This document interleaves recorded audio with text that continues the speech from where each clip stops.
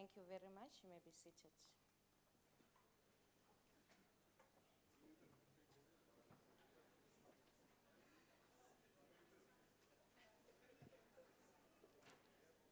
I'll now ask the Secretary to read the order. Debate on vote number 39, Rural Development and Land Reform Appropriation Bill. Thank you very much. I'll now invite the Minister of Rural Development and Land Reform, Honorable Nkwinti, to open the debate. Before he continues, let me not come back again, Honorable Minister. My honorable guests in the gallery, you are very welcome, but please don't participate in the proceedings as the rules do not allow you, by way of clapping or whatever. Thank you very much. Honorable Minister, it's your Thank time. you, Honorable Chair, honorable members of the House, honored guests. Thank you very much for the opportunity to address you today. Now, Honorable Chair, the National Development Plan views agriculture as critical to employment and food security. It is estimated that agriculture would potentially create 1 million jobs by 2030. Vision 2030 of the NDP calls for an inclusive rural economy wherein rural communities should have greater opportunities to participate fully in the economic, social, and political life of the country. People should have access to high-quality basic services that enable them to be well-nourished, healthy, and increasingly skilled.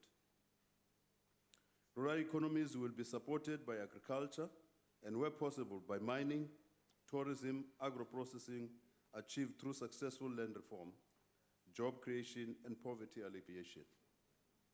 The 2030 vision speaks of the inclusivity and integration of rural areas through successful land reform, job creation, and poverty alleviation, and places agriculture as a driving force behind this vision.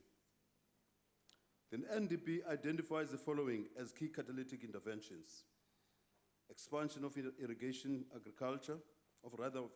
agriculture, supplemented by dry land production where feasible. In areas of low economic potential, the NDP speaks of the importance of basic services, such as basic education, healthcare, and social security to support the development of human capital. Agri-parks have been identified as one of the key drivers in revitalizing agriculture and agro-processing value chain. Agri-parks will serve as important mechanisms to execute the NDP's proposed rural development strategy due to their potential for supporting small-scale agricultural production and stimulating agro-processing in rural areas. One core element of this approach is conducting commodity and value chain analysis and mapping exercises to establish agri-parks based on the growth potential of value-adding commodities. As such, each agri-park will focus on specific prioritized commodities that have the highest prospect of succeeding in their region. This is directly in line with the National Development Plan's approach of targeting high-value commodities, most of which are labor-intensive, to stimulate industrial growth, accompanied by measures that ensure sustainable production to redistributed land and an improved institutional support system. In this regard, the National Development Plan identifies certain agricultural subsectors that have the most potential for development, which are categorized into large labor-intensive industries, small labor-intensive industries, and large existing industries with significant value chain linkages. For instance, small-scale labor-intensive agriculture, including macadamia, pecan nut, rooibos tea, olive, fig, sherry, and berry industries have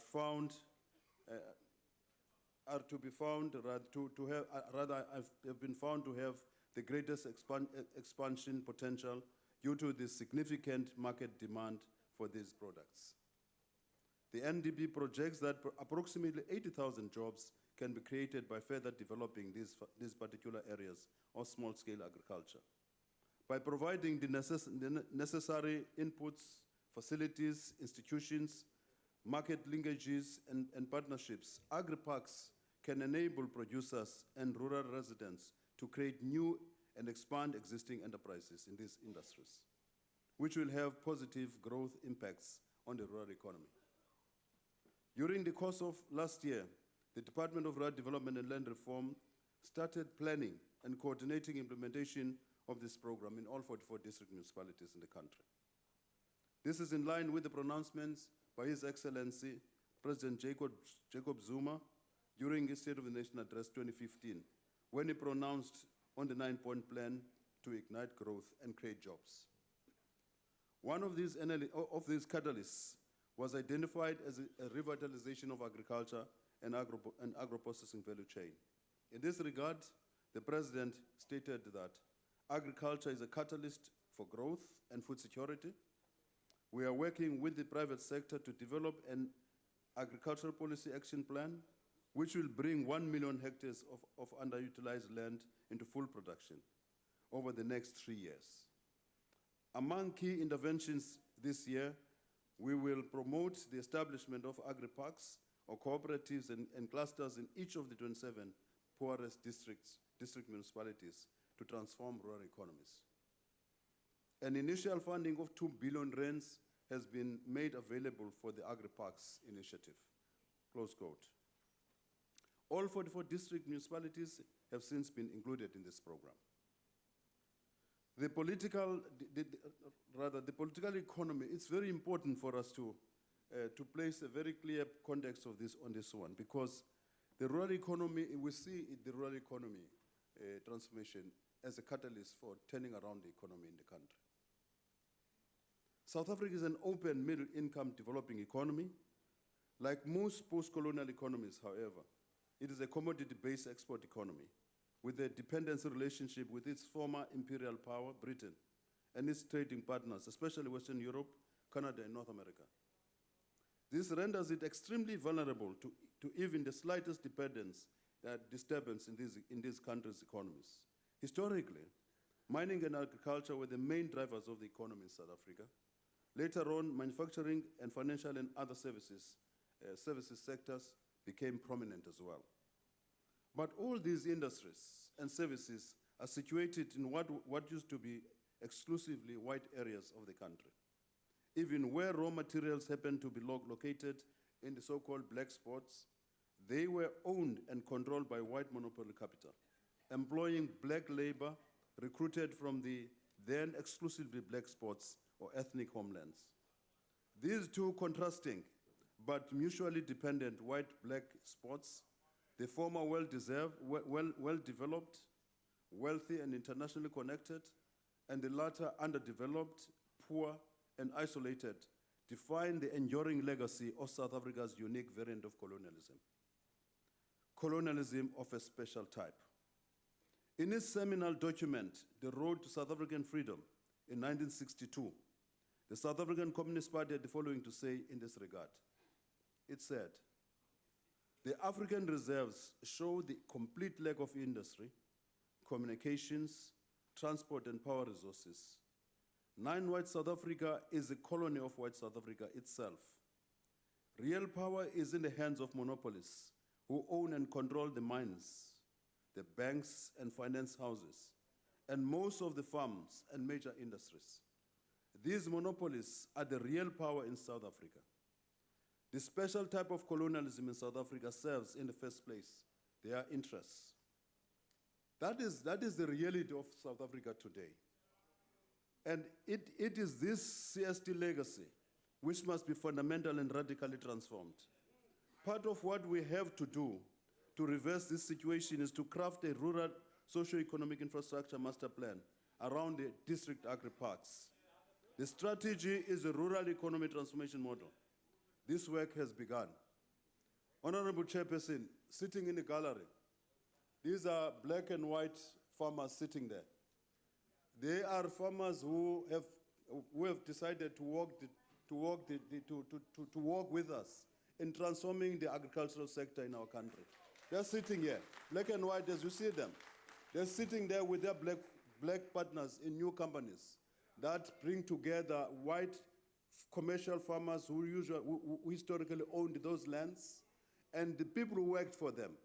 It's a very, very, very beautiful thing that we see there. If you went to their farms today, you will find them owning those farms together with their workers. These are historically white commercial farms that are now in the hands and control of people who worked. One group was the employer, the other group was the employee. They're sitting there.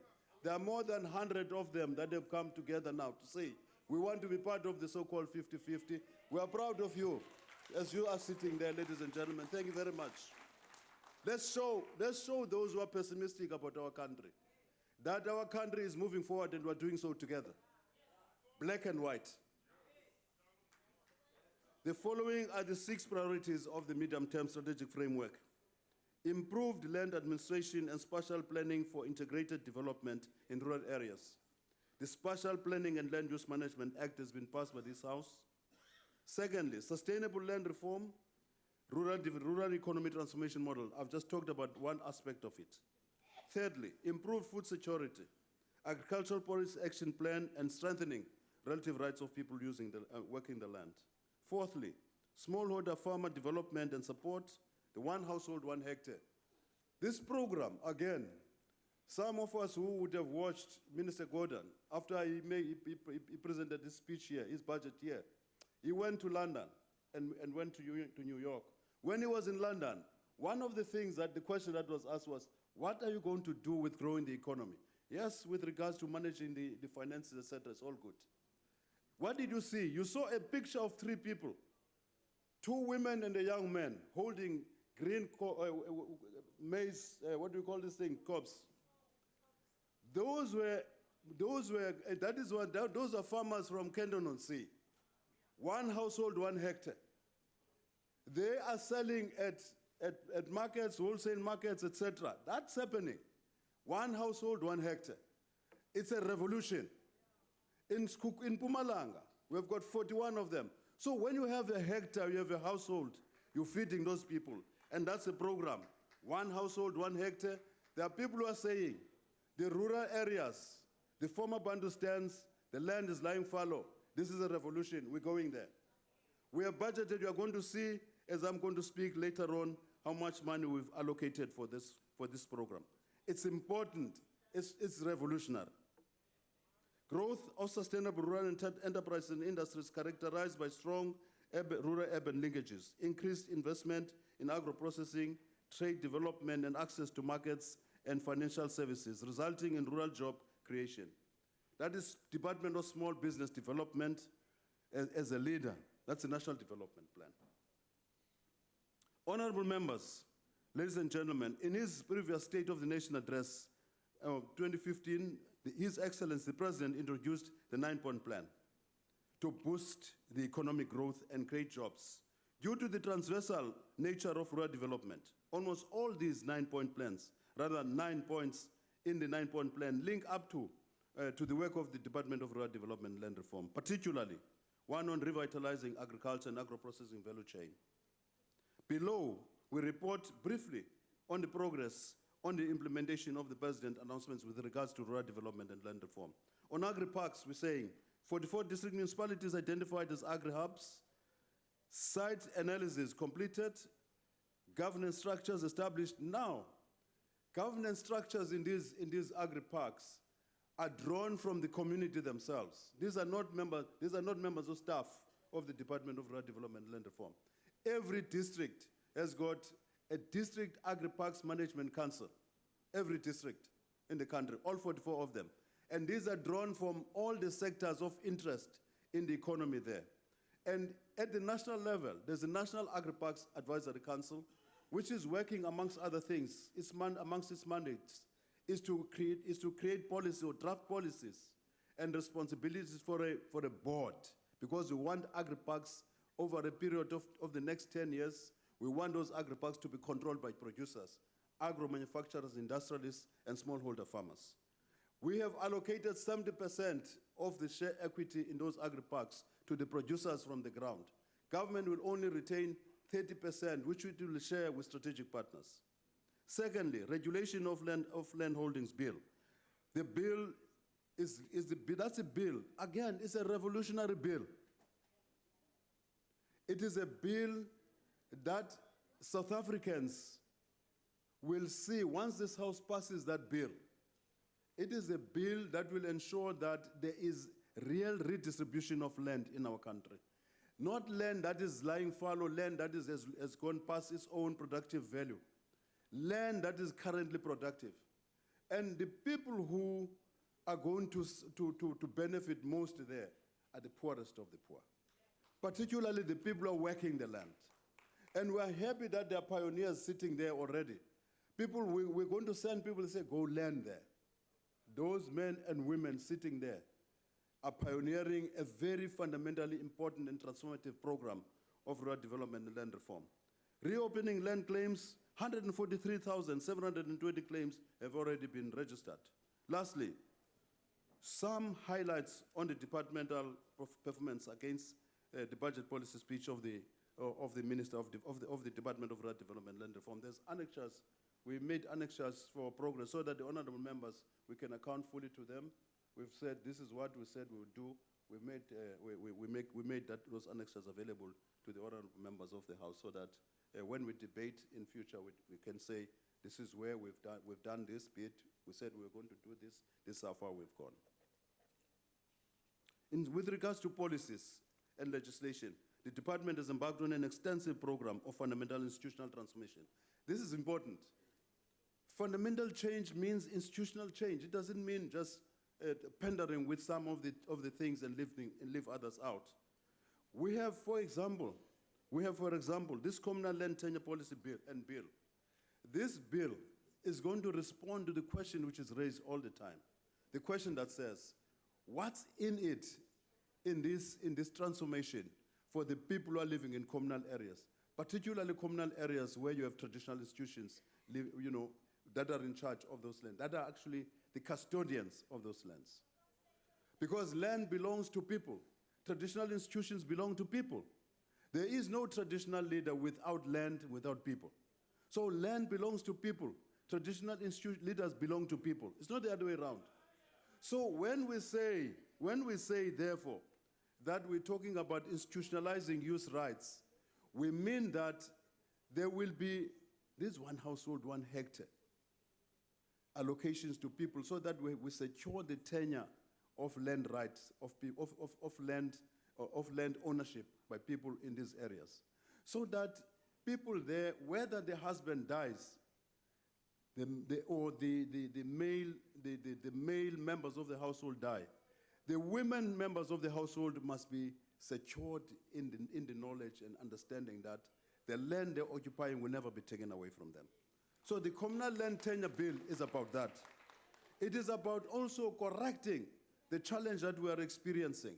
The challenging that says you have traditional councils, you've got CPAs. We are saying in this bill that people must be allowed to make the choice so that we don't impose on people that which we like. We say we impose a CPA, we say impose a trust. Let people have the right to express their will and say, this is what we want. That's what the bill is about. The Communal Property Association Policy and Bill. This also ensures that we have had this experience. This is a challenge which you'll see later on. We have had this experience that says that people get the land. CPAs are there. And once they get the land, they start fighting. Production stops. So what we want to do, what we're doing now, we want to disaggregate or decentralize this land so that the ownership is real and ensure that households who are given land, even if there are communal property associations there, they are accountable. They are accountable to households, and there's going to be a separation between the governance structure and the investment and development structures, so that you can't serve in both the governance structure in the CPAs or trust and serve again in investment and development structures. These are separate, each one accounting to the other. So the electronic registration policy and bill that is coming before the House. It's already gone through public hearings. This is going to be a very important one. Coming from the Eastern Cape, in the Eastern Cape, if you buy land in the Eastern Cape, you go to a conveyancer in the Eastern Cape, and the conveyancer in the Eastern Cape can't come to and lodge in Cape Town, in the deeds office here, must employ another conveyancer in Cape Town. That's going to come to an end. So that now it's going to be electronic, everybody will have access directly to the deeds registration system. It's going to cut short time, it's going to cut time, it's going to cut costs for people coming from an area like the Eastern Cape. There are challenges. There are three main challenges: institutional challenges, limited strategic capacity in the department, and instances of fraud, corruption, and/or maladministration. We're dealing with this, all of them. Insofar as the institutional changes, I've just spoken to them. Secondly, insofar as the capacity building, we have done, and as we have appointed a professional team to assess, to review the organizational structure, look at the capacity of the people working there. That has come out now. What the report has come through, it shows clearly that we've got very limited strategic capacity in the department. So given the constraints that we're going through now, in terms of the fiscal situation in the country and the world, we have to track very, very carefully how we then implement the recommendations, but we will implement them. We will be very selective, very strategic, given the constraint. And thirdly, with regards to instances of fraud, corruption, and maladministration, we have established a panel of lawyers in a pre-disciplinary investigation. That's happening. And where they've recommended that we take action in terms of disciplinary action, that has already started. That has already started. You probably, if you are on the ground, you already will be aware of that. So we've done that. We're acting on those things. Now, Honorable Chair, we are presenting to you Budget Allocation 2016-17. It is our considered view that with the money that we have, we can achieve the objectives that we are presenting in the budget policy speech. In conclusion,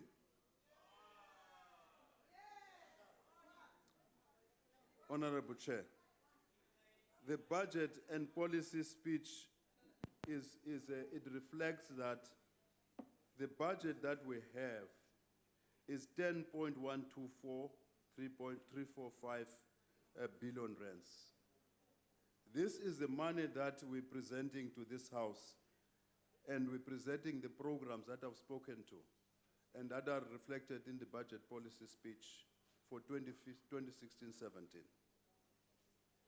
By 2030, Honorable Chair, South Africa, therefore, given what I've just said, should experience more integrated, vibrant, equitable, and sustainable rural urban communities, rural towns and agri-villages, with viable and bustling markets, small, micro, and medium enterprises and industries, employing millions of people, supported and facilitated by requisite logistics, social and economic infrastructure, including research, information, innovation, and information communication technology, development finance institutions, and credit finance facilities. We are convinced, Honorable Chair, that working together as departments in terms of the agri-parks, because in the agri-parks, it is up for us a strategic instrument to transform the rural communities. The 44 districts, majority of them are in the form of Bantustan. We are taking the facility, we are taking rather the resources there.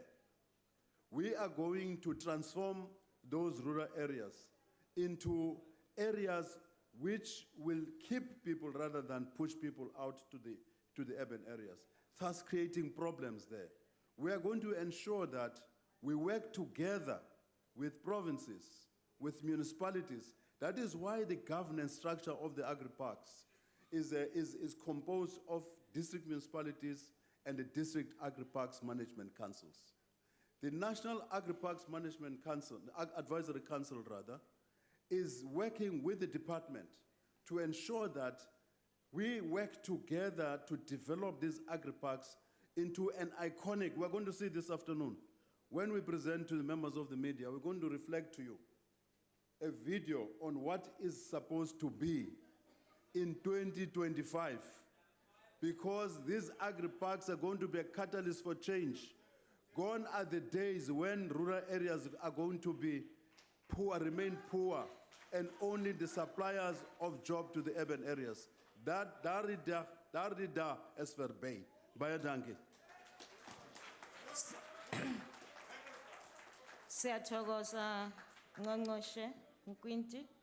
Isikhulumo esilandelako ngusihlalo wekomiti umhlonishwa Ngwenya Mabila.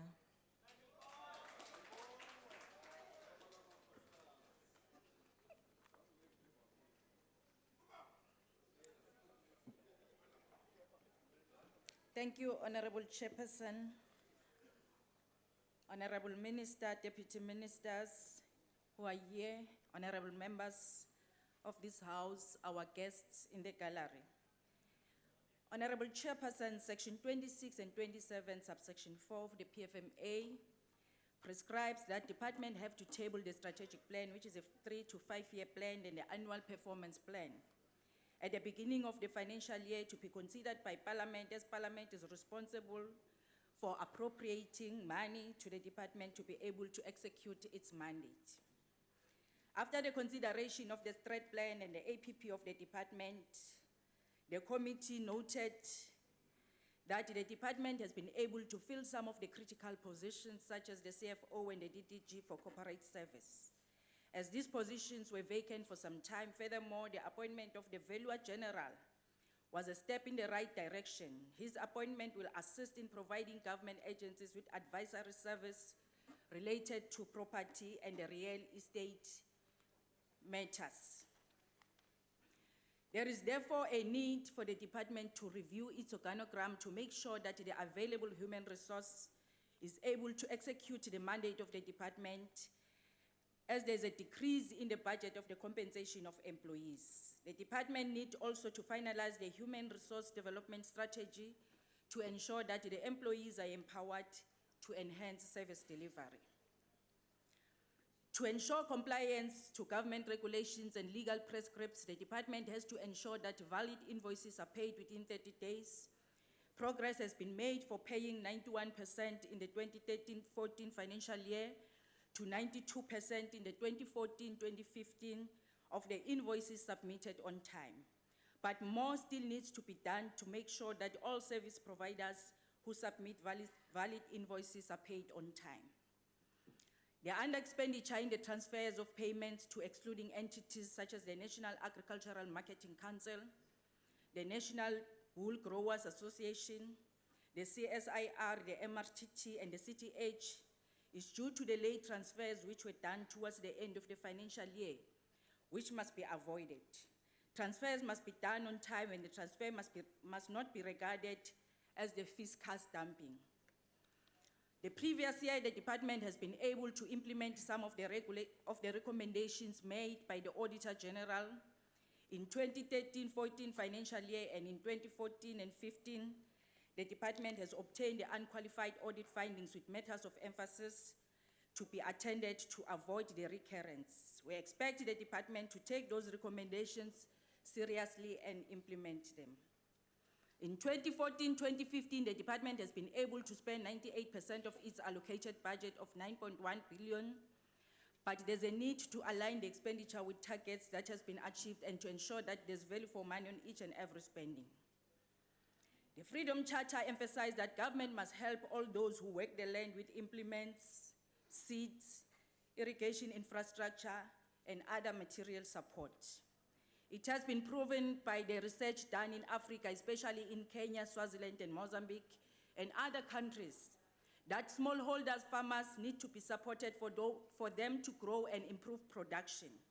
The failure of the smallholder farmers was attributed to the lack of support. The RECARE program was initiated in 2009 to assist land reform beneficiaries who are distressed, who need post-settlement support to maximize production. The RECARE program provided technical support, skills development, and infrastructural development. From 2010-2014, 1,459 farms were recapped to bring all those land reform farms into full production, to guarantee food security and to create jobs in the agricultural sector, and to enable the emerging farmers to be fully fledged commercial farmers. Although there were challenges experienced during the implementation of this program, such as the late approval of business plans which impact on the farming timeframes, late disbursement of funds, lack of communication between the department and beneficiaries, breaching of the contract by both beneficiaries, strategic partners and the department, and also the criteria for the selection of beneficiaries which was not clear. The reviewal of the recap policy must take those challenges into consideration. The process of the integrated funding model that is being considered by Treasury, DAF and the Department of Rural Development and Land Reform is mostly welcome to avoid duplications.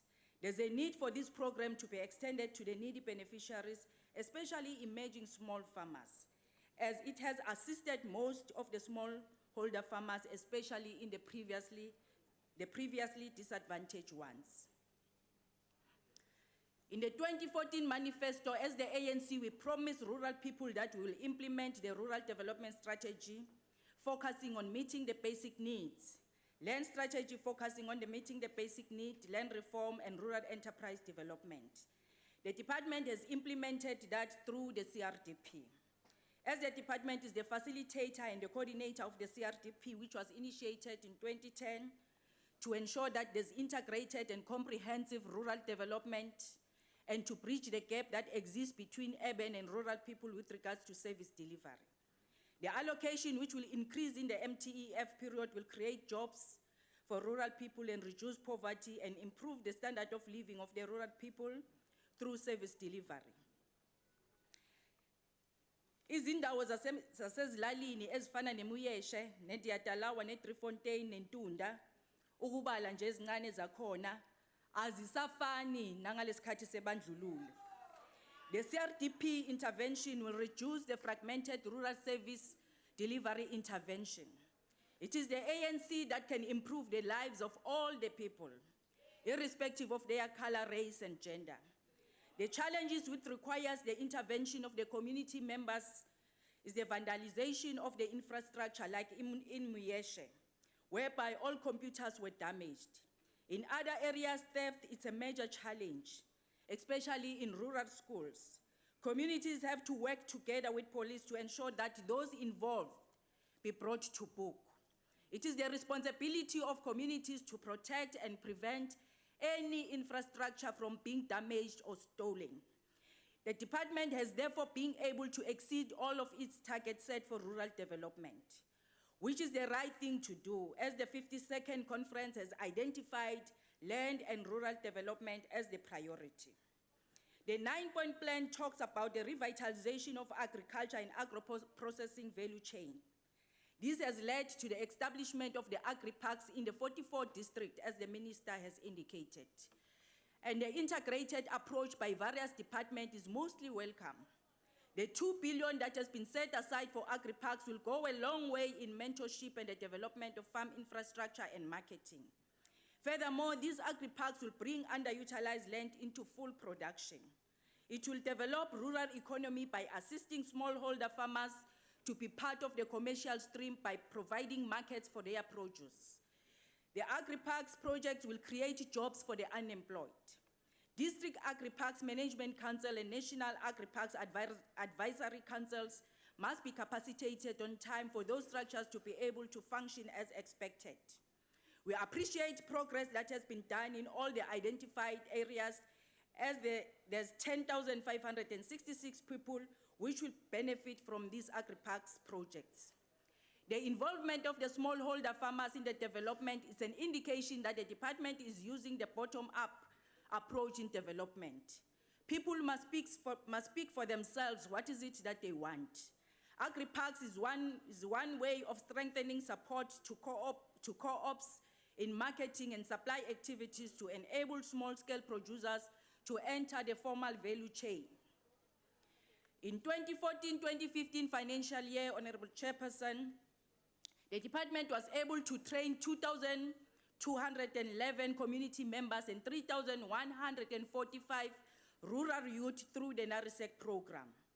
We welcome the increase of the NARISEC budget to 425.9 million for 2016-2017, which is expected to increase to 451 million in 2017-2018.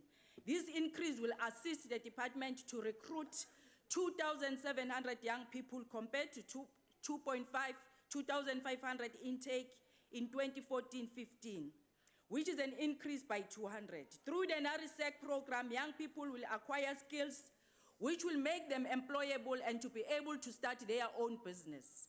As the department is working with other departments and SETAs to make sure that young people get skills which are required by the Honorable country. members, order. Continue. The number of corps intake is expected to increase over the MTEF period to reach a total of 15,000. This program has a positive impact in changing the lives of the young people.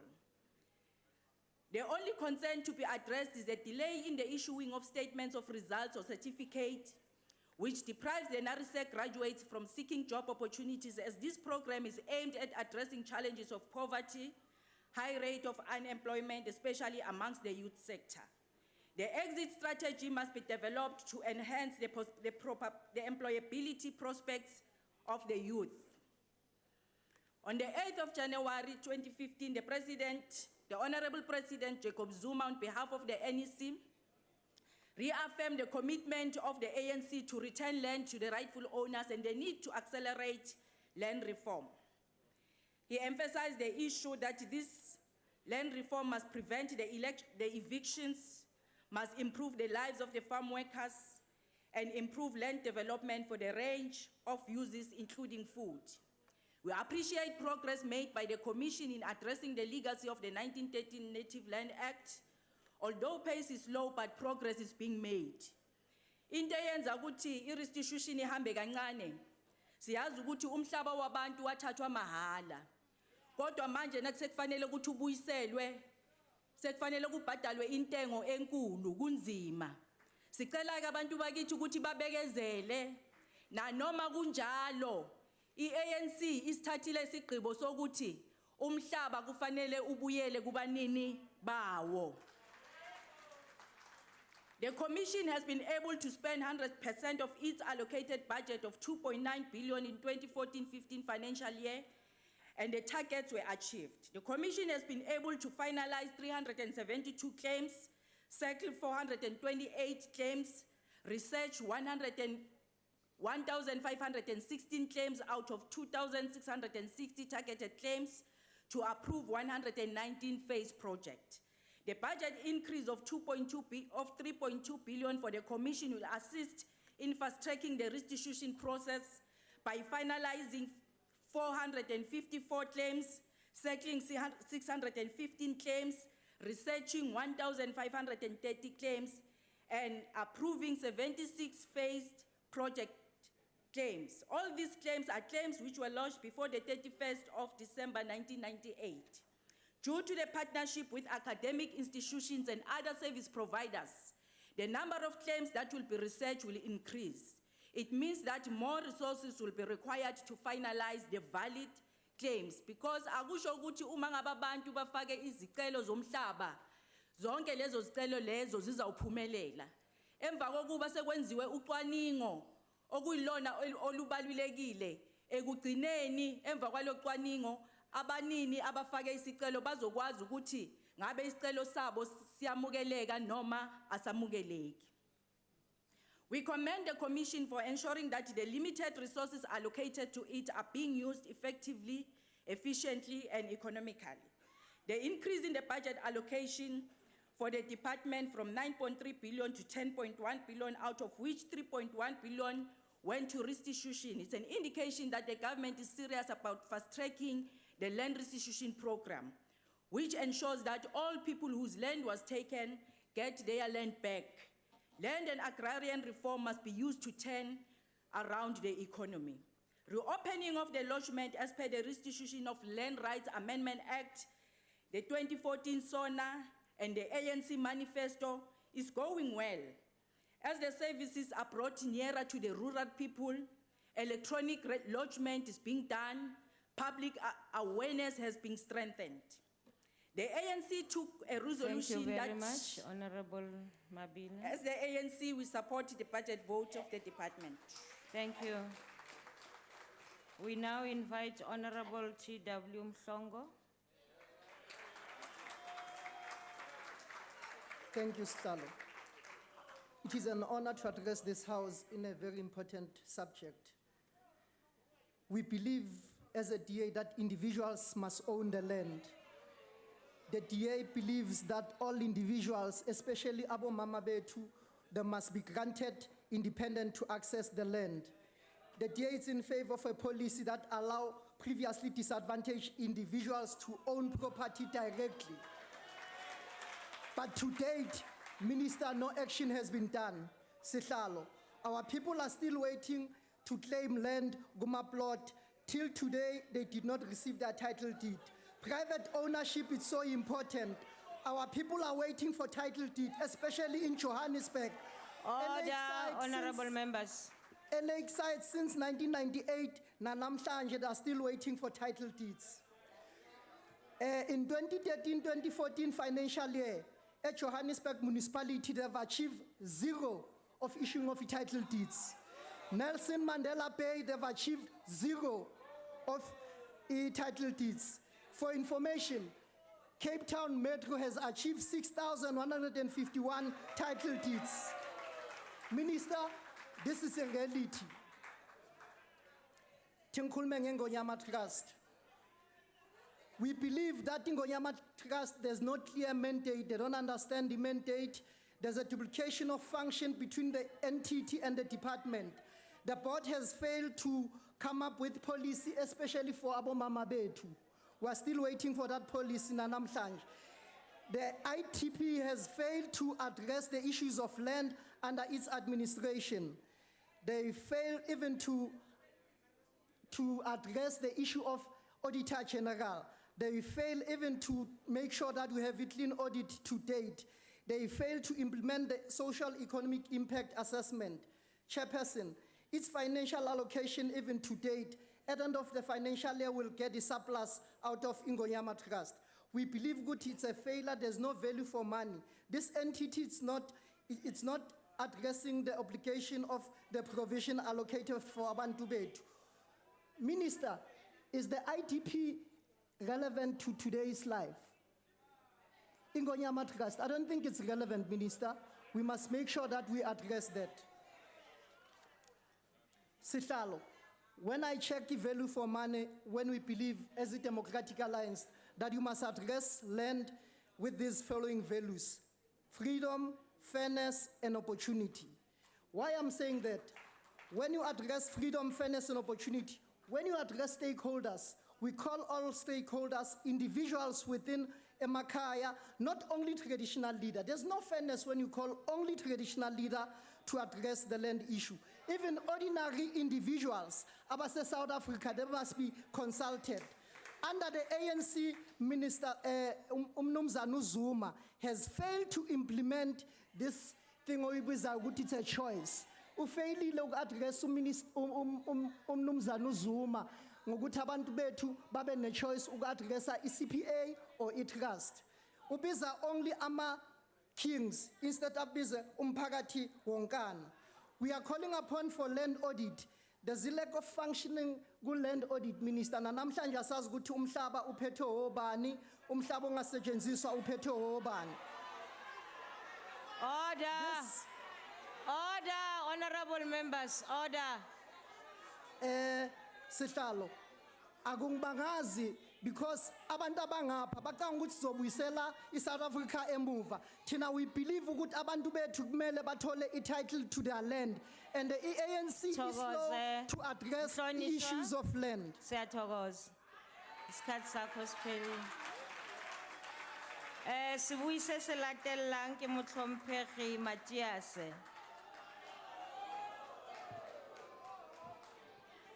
Madam Chair, we rise to convey our heartfelt condolences to the Commander-in-Chief, President Julius Malema, in the untimely death of his beloved aunt, Mayor Mani Nesmalema. May her soul rest in eternal peace. Let's also recognize in the gallery the representation of the coensign leadership, and also hasten to note that outside there, we've got people from Kwachu in Kofimvaba from the Eastern Cape who are protesting because the department has refused to listen to them and to their cries for all of these years. Despite an undertaking from the Deputy Minister, Mkebisi Squasha, and the DG, Ntate Mdu Shaban, that together we'll go and listen to the grievances of the people. Now you realize you are not speaking on behalf of all the people. They have come to stage a sit-in, and yet you claim to be a caring government. Mr. Minister and the chairperson of the Portfolio Committee, Mayor Ngwenya Mabila, talk is very cheap, and not all that glitters is gold. You have been making similar promises all over again. The resolution of the land question is central to the political program of the EFF. And our considered view is that the department has been a spectacular failure in dealing with both the land and agrarian question in the country. Just to consider that government has to date managed to transfer only about 8% of land back to black people, costing state billions of rands. The government has still not settled all the land claims submitted before 1998, deadline for the first phase of land restitution, and has settled most claims through financial compensation, doing nothing to change the structure of land holding as a result. The government has reopened the land claim process and Order, honorable members, and the noise estimates levels are rising. and estimate that over 400,000 new land claims will be lodged, which will cost the state about 180 billion to settle over a period of about 100 years, considering the rate at which investment in land reform by the department is taking place. Surely, there is a growing body of opinion that government has failed to transform land. We must also hasten to say that there is a gross misrepresentation of origins of land claims in current legislative and policy framework. If land reform is intended to redress past land dispossessions, then limiting people to claim land that they were dispossessed of only from 1913 legitimizes land theft. Land that can only be claimed pre-1913 is the travesty of justice, for which there is a compelling amount of evidence that has to be extended far beyond. Secondly, the property clause entrenched in Section 25, subsection 1 of the Constitution, which compels the state to pay current white landowners for land targeted for land reform purposes, cripples any hope for swift land reform and gives white farmers veto power over land reform. This is despite you getting an advice from a progressive French economist, Thomas Piketty, that no ambitious land reform has been carried out in this country, in a country where black people have been denied right to land, to own land. For the 2016-27, we want to put across here that because of all of these Honorable spectacular member, failures, your the time has economic freedom expired. fighters reject this Honorable- budget vote. Thank you. Thank you. Isikhulumo esilandelayo ngumhlonishwa inkosi Cebekhulu. Thank you, Chairperson. Honorable members, the budget allocated to this department is quite simply insufficient for it to carry out its mandate task. The notable decrease in the adjustment in respect of land restitution leaves it now with lesser funds to perform its mandate of acquiring land previously lost through forced removals. Land restitution is a critical component of land reform in South Africa and remains a massive task which requires resolution sooner rather than later. However, the rate at which land claims are settled remains pathetically slow and with more claims being lodged with the Office of the National Land Claims since the opening of the second 5-year period for those who couldn't meet the deadline of 31st December 2008, it will only get slower. While it is commendable that many dispossessed citizens and their families have had land restored, there are still a great many awaiting restitution so that they may continue to rebuild their lives. In respect of development purchases of farmlands to assist new entrants into business of commercial farming, we are still witnessing these lands soon after purchase becoming unproductive and still requires attention. This not only undermines food security in the country, but also creates a new class of unemployed, as people who were once employed as farm laborers on these farms now find themselves jobless. The undesirable socio-economic knock-on effects as a result of this are devastating not only to the laborers but to the families that they financially support as well. It is imperative that the department provides ongoing assistance, arrangements, mentorship programs, and speeds up to revitalization of those farms to their previous productive outputs, thereby not only maintaining and creating additional employment opportunities, but also assisting in food security. Providing settlement support to beneficiaries in sugarcane farms is also proceeding at a snail's pace and requires greater impetus. Provision of fences to fence off arable land in communal areas and providing means of plowing the fields is another way of assisting development. A good example of this is what the department did at Top by fencing plowed land and established grazing camps for livestock so as to allow the youth to attend schooling. Chairperson, let me point out something here with regards to the issue touched by the member, Mhlongo. The issue of kings should not be confused here. Kings are just the trustees and the custodians of land, not that they are the owners. So the issue of grandstanding here, rubbishing the traditional leadership is not good. Communal land was there long before the colonialists, before the oppressors came to South Africa. They were there, they were administered in a proper way. Even the widows and the widowers had the right of the use of land, no matter whether their husbands had long passed. Maybe the bill the minister has just mentioned here might address it so as to have an overall a law that governs traditional leadership as far as land allocation is concerned. Not that we are oppressing people. Thank you. Stokos. Volgende is achtbare lid Kobisa.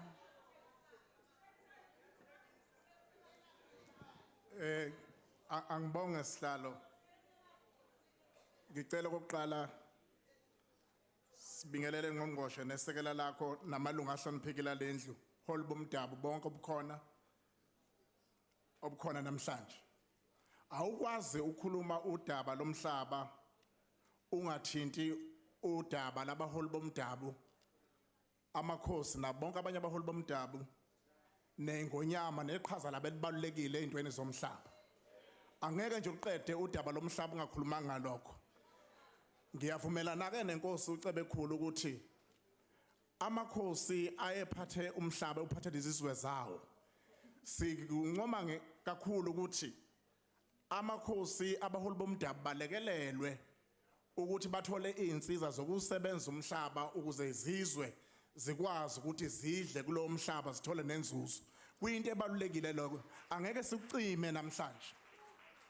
Okunye okubalulekile ke ukuba ngqongqoshe lokushilo ukuthi laba abasebenza emaplazini sekufanele bebe nelungelo lomhlaba. Kunendlela ezimbili koyibekile zokuthi kune land reform program bese kuba na land historical contribution.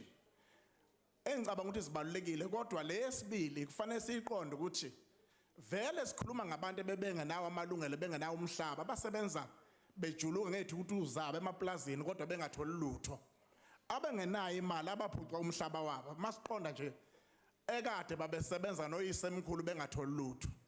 Mawukhuluma ngempi yaseNcomo, ukhuluma ngeyaseSandlwana, ukhuluma ngempi eholwa amakhosi oHinza, ukhuluma ngoSikhukhuni, ukhuluma ngoBhambatha kaMancinda. Kwakuzindaba zomhlaba lezi ezibalulekile okufanele ukuthi masikhuluma la sibuyise zibe ingxenye yalento. Angeke ke sikhulume ngolimi lwaseNtshonalanga. We also know that South Africa is a society which has been traumatized by decades of colonial and apartheid abuse, where people were stripped of their land and their dignity. It was hoped that the department would address the issue of land reform with a sense of urgency, but the facts speak for themselves. We see a whole host of legislative land reform initiatives and policies which are in varying stage of development, but none seems to be given high priority status. Sifuna ukuthi noma sisho lokho ngqongqoshe kube ngathi siyaxeka, kodwa siyimukele le budget. Uma sibeka lezi zinto sifuna ukusho njenge-National Freedom Party siyayimukela ngoba abantu bayawudinga umhlaba futhi bawudinga ngokusheshsha ngoba baphucwa wona ubuyele kubona ukuze balimi bayisize bona nemndeni yabo.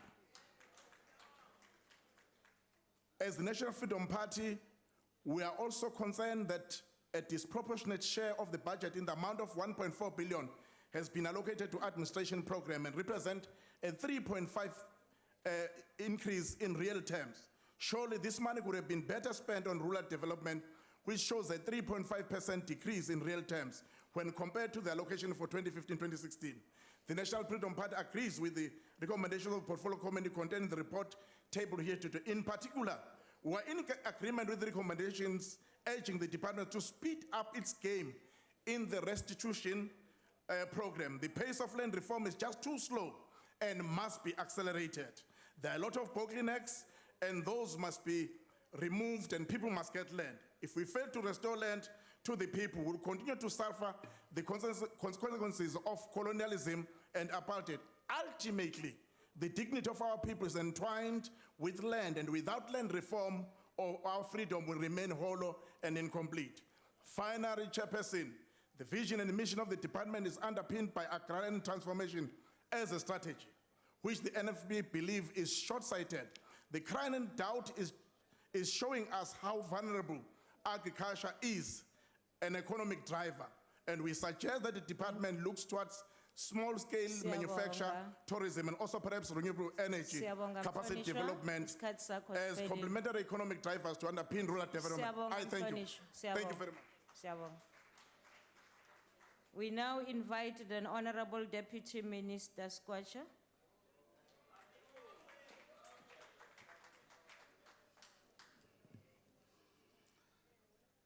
Honorable Chair, Honorable Ministers, Deputy Ministers, Members, Manene and non-Manenekas, I want to start by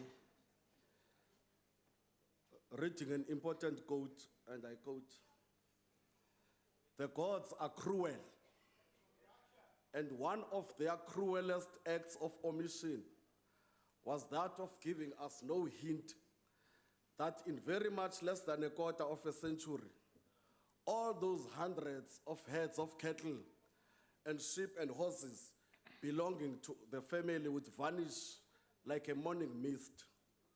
They might have warned us that Englishmen would agree with Dutchmen to make it unlawful for black men to keep cows of their own. The gods could have prepared us gradually for shock," close quotes. Sol Plaatje, native life in South Africa. Honorable Chair, our people were robbed of their birthright, robbed of their identity, traditions, wealth, freedom, and their dignity. After more than 350 years of struggle, through courage and resilience, with an outstanding leadership leading, the robbers agreed to surrender. After 22 years, we began to right the wrongs, to bring justice to our divided land. We have not done to those who robbed us of our land what they did to us. In the moment of our victory, we acknowledged their rights as well. 20 years ago, we passed a constitution which applies to all, and Section 25 specifically speaks to the mandate of our department as per constitution. In the 22 years, we have been building this new home for our people.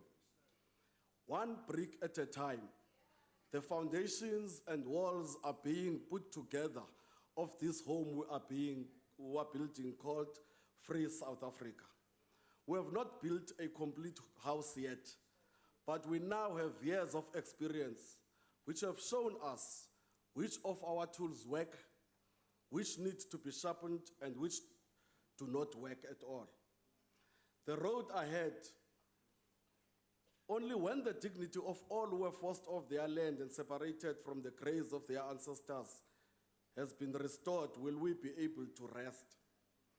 Even then, restoring the fabric of a nation that had its soul ripped apart by 350 years of conquest and oppression will take generations. We are in this for a long haul. Of course, we are not Johnny-come-lately populist politicians, promising instant pudding and destroying our institutions, facilities, and national integrity. Nor are we colonial apologists who seek to use the Constitution only to the extent that it protects the apartheid status quo we inherited in 1994. We've been opposing the Native Land Act since the formation of the ANC in 1912. It is our view, and has been since the drafting of the Freedom Charter, that South Africa belongs to all who live in it. Land reform is not a nice to have. It is a national imperative. When South Africa does truly belong to all will benefit from the stability and security that will ensue. Because we are sharpening our tools, it is in that regard that we no longer believe in the willing buyer, willing seller. Human beings, as human beings, we gave them a chance, but they needed not only the arm, but the whole body. Whilst we were defending the fact that we were actually buying at exorbitant amounts land that originally belonged to our people, we now have dropped this particular policy. We need to speed up change. But there are no plans to forcibly remove any white farmers. But nor can we sit and fold our arms for the desperation of our people to mount to the point that drove farm invasions to the north of us. This is why, as we said, we will establish the Office of the Valuer General and appointed Mr. Chris Cavor from the 1st of September 2015. From that date, his office has been playing a key role in all land we have acquired. The strengthening of the relative rights of people working the land, popularly known as 50-50, is working. The minister has referred to it. He has even shown you people present here. On land claims, the president was right in giving the next window up to 2019 on this issue. 140,000 new land claims have already been lodged with the commission. The commission has doubled its effort. We now have mobile buses going through the length and breadth of our people, of our country, to make sure that the pride and dignity of our people is restored. In this year, 2016, which marks the 50th anniversary of the declaration by the National Party of District 6 to be a whites-only area, we have brought hope to District 6. As I speak here, development of that land is taking place now. But even once all the claims have been settled, we must acknowledge that many of our compatriots lost their land in the period of colonial conquest prior to the enactment of the 1913 Land Act, and that these losses fall outside the terms of the present law. The district land reform committees that we spoke about last year, I am happy to indicate that they are all in place now. They are beginning to do their work, and we are a government at work, Siyaqhuba. Military veterans. Any country takes pride in having people who fought for liberation. In this regard, these are people who agreed that they were prepared to pay the ultimate price for our freedom. Through guidance by the minister, a committee has been set up to make sure that they exactly benefit in an affirmative action way from land reform and the allocation of farms. We remain concerned about evictions on the farms. In many cases, farm workers are evicted because they do not know their rights under the Extension of Security of Tenure Act or the procedures to be followed. The provinces have started the process of reviving the extra networks. These networks will serve as a platform for the sharing of information on ESTA matters. I want to encourage farm dwellers and their organizations to participate in the coming weeks when the portfolio committee visit areas. I also want to announce to honorable members and the public that there is an evictions toll-free number, which is 0800-007-095, which allows farm dwellers to access free legal assistance. The land audit Phase 2 project is complete. The report is being reviewed internally. The next step is to present the report to top management of the department. It will then be submitted to the minister before it is tabled to the cabinet. The branch deeds registration is busy drafting a business case to deal with the modernization of deeds registration system. The scoping of the work for this project is in the initial stages. A project management office will be established in the branch for this project. On the issue of my poor honorable Mhlongo, you know, sir, I don't know where you stay. You remind me of a verse in the Bible. When Jesus was arriving in Jerusalem and one man says, what is happening here? And the question was, "Ungumhambi na wena Jerusalem?" If you don't know that this department is giving people title deeds, the people of Verulam will laugh at you. The people of Muden will laugh at you because they are holding their title deed and they own the land. The people of Kaferskral in Pretoria West will laugh at you because we are giving back the land your bosses took away by force from our people. Now, on the issue of Gwatyu, the honorable member has now left here. Minister, you know that the people of Gwatyu have been speaking to us. We actually have an agreement with the people of Gwatyu. What I could not do, honorable minister, is to ask to be accompanied as he was requesting.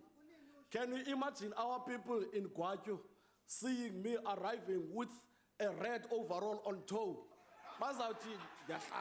So I could not go with him. I don't know. He should go to Gwatyu if he wants to go. In conclusion, Honorable I want to Deputy conclude with this quote. Minister, While you are sitting happy. your time has expired. Okay, thank you. Honorable Minister, I think the public and the members have an interest in the numbers that you gave. Yeah, please put them on the website. Ask the table staff to put the numbers on the website. Honorable Filtani, Fat di debat fuaran tu. UDM supports the budget, but with the following comments that need serious attention on the part of the department. Land, land, land, but no land for the blacks in South Africa under your watch, Honorable Minister. That is the reality that we're facing today. This means that they are only half citizens because without land ownership, you cannot claim to be a full citizen of the country. You need to move with speed. Professor Bernadette Outwane, in her book entitled We Want What's Ours, she confirms that indeed the first European seizure of South African land dates back to the days of the founding of the Cape Station when the Dutch East Indians set their sight on our beautiful land. That was in March 1652. Finding a proper and lasting solution to this daylight robbery will need greater aggression on the part of government and the legislature with regard to the use of legitimate tools at their disposal. Professor Atwahene further states that research done in South Africa reveals that 85% of black respondents believe that most land in South Africa was taken from blacks by white settlers and therefore have no right to land today. This land, she states, was taken through brutal force or by deceit because the Africans at the time had no knowledge of Dutch law. The British conquest of the Dutch colony in 1806 did not change those racial policies that determined land occupation by citizens. Uthi-ke usihlalo wale portfolio committee a few minutes ago, umhlaba wabantu wathathwa mahala. The Natives Lands Act of 1913 merely legitimatized the illegal seizure of African land and was therefore not the beginning of land seizure. Hence, our constitution is inherently misleading. It needs to be amended. I therefore implore you, Minister, once more, to be bold enough to bring to us as this portfolio committee legislation that will enable you to look at land that was taken before 1913. The Group Areas Act displaced close to 1 million people of color and a further 900,000 blacks. The Bantustan policy gave back some land to people without paying for it, but it also displaced about 1 million people. You need to acquire 16 million hectares of land and invest 1 trillion rands in order to develop that and provide food for the homeless and the landless people. Take them off the ground, you will save billions.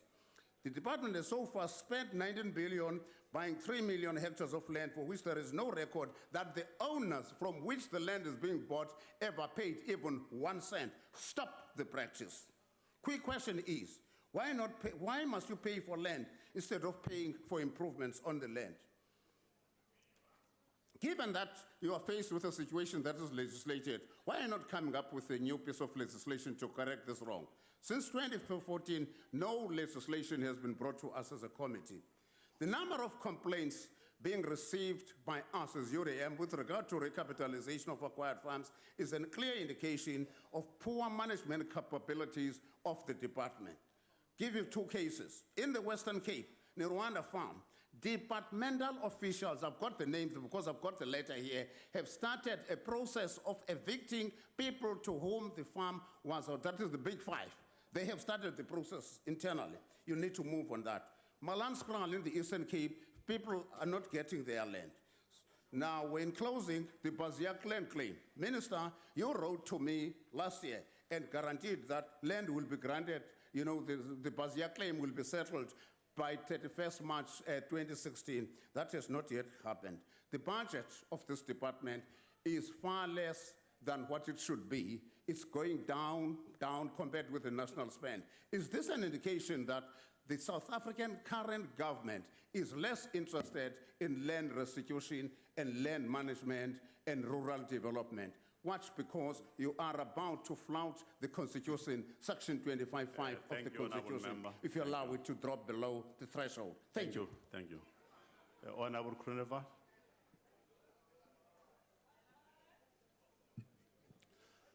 Agbare voorzitter, ek wil vandag praat oor die leen van grondhervorming. Wat is die leen? Die eerste leen is dat daar deur die regering van die dag gesê word dat 80% van grond in Suid-Afrika behoort aan wites. Dis 'n leen. En die agbare minister weet dit. Want vir meer as die afgelope 16 jaar is die regering besig met 'n grondaudit. Want jy kan net die stelling maak as jy weet aan wie die grond behoort. Maar die departement kom nie na vore met hierdie grondaudit nie. En dit pas die regering. Want hy kan dan die leen bly verkondig dat 80% van grond aan wites dan behoort. Dis 'n leen. Wat is die volgende leen? Die volgende leen is dat die regering vir die massas daar buite sê, grondhervorming, gee vir jou grond. Agbare minister, dis mos onwaar. Navorsing het getoon dat slegs 1%, Ek sê weer, slegs 1% van grond wat deur middel van grondhervorming verkry is deur die regering, is daar kaart en transport oorgedra. Net 1%. So wie is dan eintlik die eienaar? Die eienaar is die staat. En u weet mos, agbare minister, as jy nie eienaar van jou plaas is nie, kan jy nie na 'n bank toe gaan of enige ander instelling en sê, leen vir my geld waar my grond vir jou as sekuriteit dien nie. So die regering wil dit nie gee nie, want hy wil hê dat die mense wat die grond kry 'n mislukking maak daarvan. En hulle maak 'n mislukking. Die agbare minister skud sy kop, hy stem saam. Dit is 'n mislukking en hy het erken. 90% van grondhervormingsprojekte is 'n mislukking. Daar word ook bevind dat slegs 1 uit 10 kommersiële plase wat deur grondhervorming bekom is, slegs 1 uit 10 het nog steeds aangegaan. Die ander kommersiële plase het eenvoudig boerdery gestaak. U bedreig voedselsekerheid in Suid-Afrika. U het nou gesê, daar gaan 'n wetsontwerp kom op kommunale grondbesit. Maar u sê ook duidelik, jy kan daar bly, maar jy gaan nie eienaar word nie. En as die mansgeslag dan iets oorkom, hulle is nie daar nie, dan het die vrou in sekerheid dat hulle wel op die grond kan wees. Watter sekerheid, agbare minister? Sekerheid gegrond op die stamkaptein of die tradisionele leier se grille en giere. Want as die tradisionele leier besluit dat hulle nie meer daar kan bly nie, dan moet hulle af van die grond. So u skep nie sekerheid nie, u mislei. Dis 'n leuen om vir mense te sê dat grondhervorming sal dan vir hulle verblyfreg gee. Wat is die volgende leuen? Die volgende leuen is dat u dink en die regering van die dag sê vir die mense, man, as jy grond het, dan word jy ryk. Want dit is die wit mense wat die grond het en hulle is mos nou ryk, volgens u. Dis 'n leuen. Grondbesit maak jou nie ryk nie, inteendeel, dit maak jou arm. Want dit is harde werk om 'n plaas te kan bestuur. Dit is die werklikheid. En verder weet u mos, dat van die grondeise wat ingestel is, verkies 93% van daardie bevoordeeldes kontant. Hulle wil nie die grond hê nie, want die sien as jy die grond het, is dit groter las wat op hulle is. Hulle wil die kontant hê. Point of order. Order, Chair. Here at the back, the black man at the back. Where? At the back. Oh, Yeah. Honorable Shauke. Yes, I wanted to check if the member can take a question regarding the issue of the land ownership. Honorable Kronevat, do you take a question? Honorable Chair, that honorable member can't ask an intelligent question, so sit down. Kom ek sê vir u, die verdere leuen is dat daar 'n euforie geskep word dat grond net eenvoudig oorgedra sal word. Die werklikheid is, die regering van die dag is besig om grond te nasionaliseer. Want u word die eienaar en u gaan so nasionaliseer dat die dag as die EFF dink hulle gaan grond nasionaliseer, het u reeds al die grond genasionaliseer. Ek dank u. Thank you very much, Honorable Kronevat. Honorable Robertson.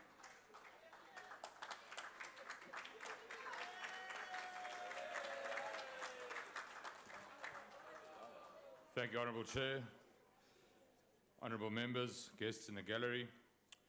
We must agree that departments of agriculture and rural development and land reform must work hand in hand so as to better assist with restitution. And to emphasize the importance of their collegiality, I will read the following anonymously written quote.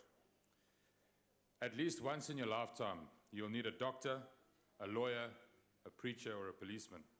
But 3 times a day, every day, you'll need a farmer. Sadly, millions of South Africans are growing accustomed to only 1 meal per day, Honourable Minister. It is simple for committees to assume to understand the plight of beneficiaries of land restitution, but to create mentorship-driven environments that actually uproots the foundations of poverty and oppression seems afar. The success rate of emerging farmers is dismal. And while claims in land for both private and public sectors are dealt with, government departments mandated with researching the claims drag their feet. University students and private business entities have of late been recruited to assist with the research of such claims because mismanagement and a lack of departmental capacity has created massive backlogs in land redistribution. While the fiscus and the taxpayer continue to fund the inefficient implementation of the current land reform policy, departments on the ground fail the beneficiaries of already restituted land. Beneficiaries are no closer to living out the dream of wealth through democracy than from the start of our democracy. Honourable Chair, research does indicate that through land reform, South Africans have benefited from land restitution, but it does not indicate how exactly they've benefited. If by benefited it is meant that land is redistributed, however slowly, we can say yes.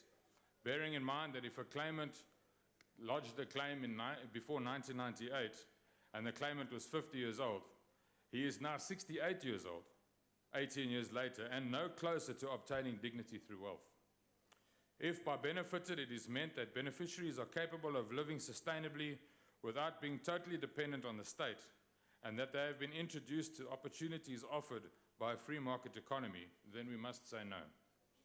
Amidst the failing economy and joblessness, and due to the lack of total mentorship from government, poor implementation of CPA constitutions, and a lack of departmental administrative commitment, the actual beneficiaries of the land, and I say the actual beneficiaries of the land, are nowhere near closer to realizing the dreams once promised to them. Honourable Chair, individual land ownership with support is a solid foundation for which we can give historically poor South Africans a great start to economic transformation. Every South African will succeed if they've been given the opportunity to own their own piece of South Africa with their own title deeds. Their dignity and their futures depend on it. I thank you. Thank you, Honourable Robinson. Honourable Madel.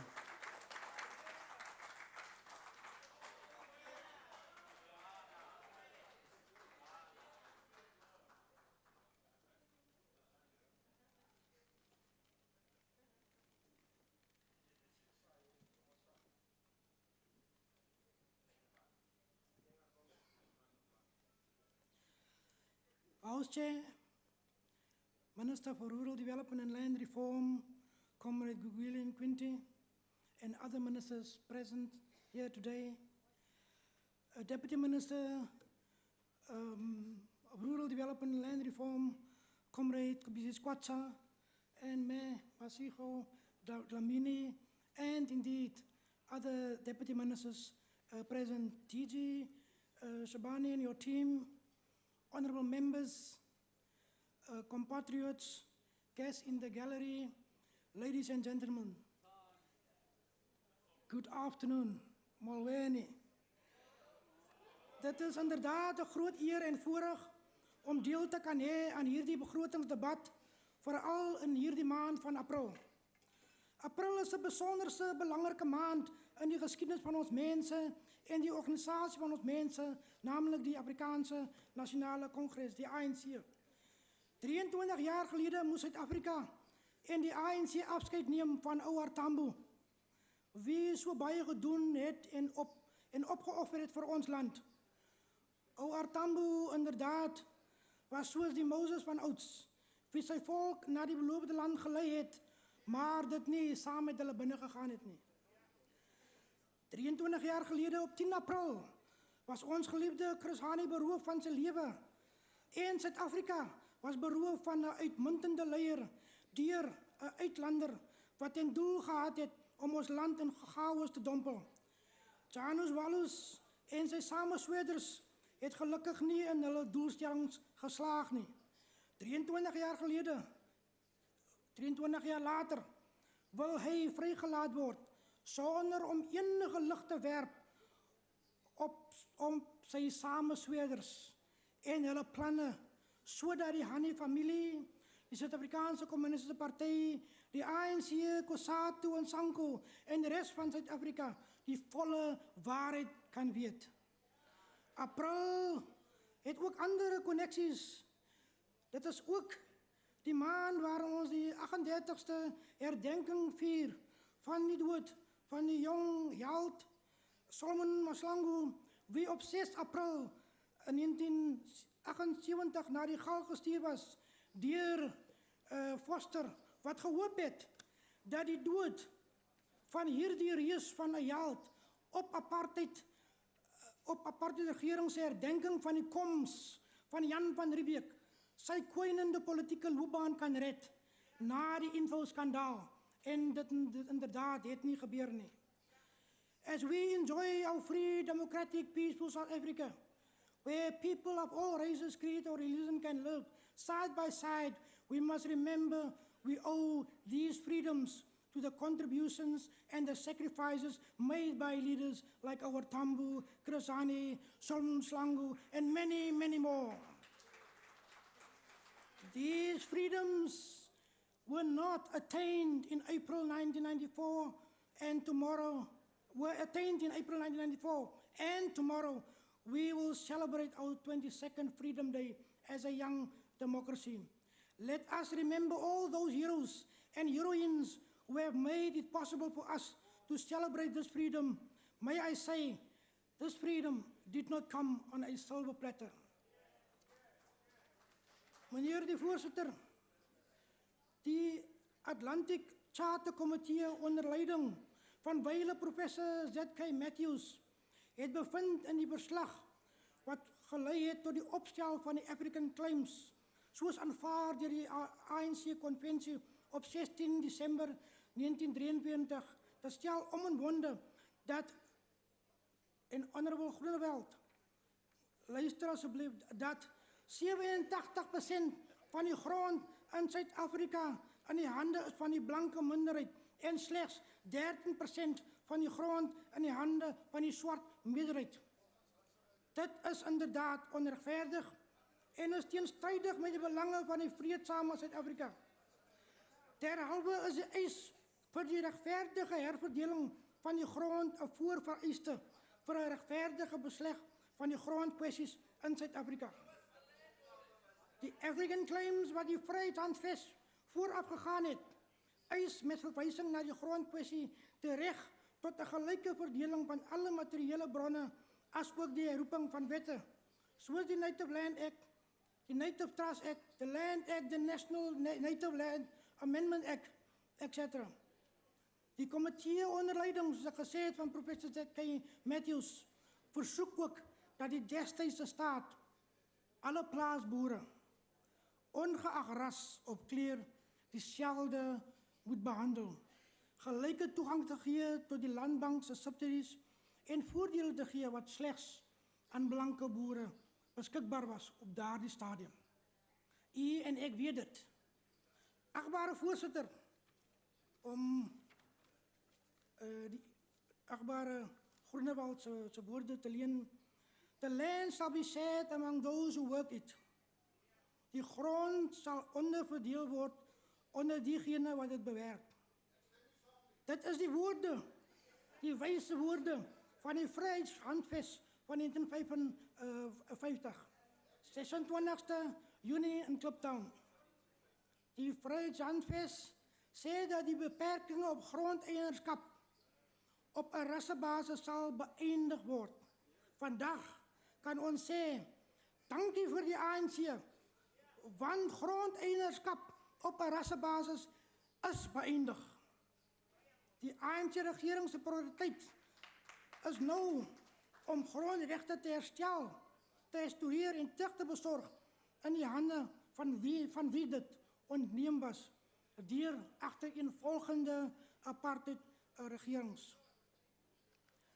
Agbare voorsitter, onze voorsitter van onze portefeuille komitee, Honorable Gwenya Mabile, het verwys na die rol van extension officer, soos wat dit uiteengesit was in die Vryheidshandves van 1955. Dankzij die opofferings, collega's, kamerade en achtbare leden van leiers soos ouwe Tambo, Krisani, Solomon Slangu en die ANC het ons vandag 'n grondwet wat ons almal gelyk maak, maar ook ten doel het om die onrechtvaardighede van die verlede recht te maken. Correcting the injustice of the past on the land question is a key priority of this ANC government, and His Excellency President Zuma elevated rural development and land reform to one of the 5 key strategic priorities when he took office in 2009. This clearly confirms that the agrarian transformation and rural development remain central priorities of our ANC government. The Department of Rural Development and Land Reform, of whom Minister Gwilin Quinty is the political principal and ably assisted by his 2 deputies, are the driving force in the ANC government's program on rural development and land reform. Achtbare voorzitter, laat my toe om die kwetsbaarheid, frustraties, wanhoop en kwaadheid te deel soos ervaar deur plaaswerkers en plaasbewoners, gemeenskappe wat derentyd uitsettings in die gesig staar. Honderde plaaswerkers het en nie regeringsorganisasies, vakbonde, die komitees openbare verhore bygewoon. Hulle hartseer verhale was vertel van hoe hulle etlike jare van toewyding en werk op die plase se meer afgesit word van die plase. Veral wanneer daar 'n verandering in eienaarskap kom. Die kwetsbaarheid van dit was ook uitgewys, want wanneer die man sterwe, en ek is seker 'n vorige lid het verwys na die feit, dat wanneer die man sterwe, die occupier sterwe, dan kom die plaaseienaar en sit ook die weduwee en die kinders uit. Die afgesitte plaasbewoners land meestal op in plakkerskampe, waar hulle eenvoudiglik in hierdie Weskaap deur 'n DA-administrasie gegee word 4 balke, 4 plate en gesê word, nou gaan julle en julle gaan plak daar, waar daar geen dienste en dies meer is nie. Achtbare voorzitter, ek wil graag net verwys dat die DA se verwerping van die ITB moet gesien word in die lig van die feit op die 3 Augustus dat die mense wat in trustgebiede woon, hulle daai rejection moet toon deur nie vir die DA te stem op 3 Augustus nie. Die ANC ondersteun hierdie begrotings. Baie dankie. Baie dankie, achtbare. Achtbare voorzitter. Honorable Groenewald. Achtbare voorzitter, ek wil nie die achtbare lid onderbreek terwyl hy gepraat nie. Hy praat so mooi Afrikaans. Maar ek dink vir die rekord moet ons dit duidelik stel. Die ANC staan nie vir die Afrikaanse Nasionale Kongres nie. Dit staan vir Afrika Nasionale Kongres. Die ANC is nie so lief vir Afrikaans nie. Ons net die feite regstel. That is not the point of order. Honorable member, we are not allowed to do it that way. Okay. Honorable Deputy Minister.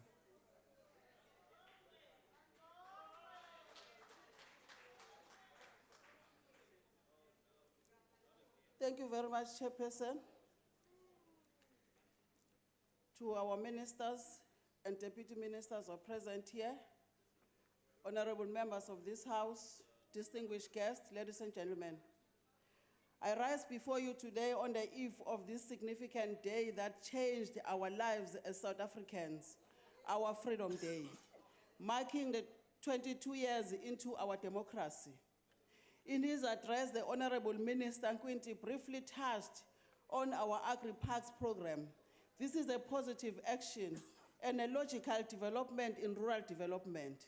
The latest manifestation of our long-standing goal of agrarian reform, and as such, it will both aid and benefit from existing initiatives aimed at the same outcome. The individual agri-parks will each evolve around an agri-hub that forms the center of the model and from which the activities of a range of services will be coordinated. For example, animal handling facilities, warehousing, silos, processing plant and tanneries, including social and retail services. The Farmer Production Support Unit will be the immediate link with farmers and will be complemented and strengthened in various ways by existing departmental programs like the Animal and Field Management Program, the River Valley Catalytic Program, and further aided by the Recapitalization and Development Program, evolving restitution efforts, initiative to revitalize rural towns.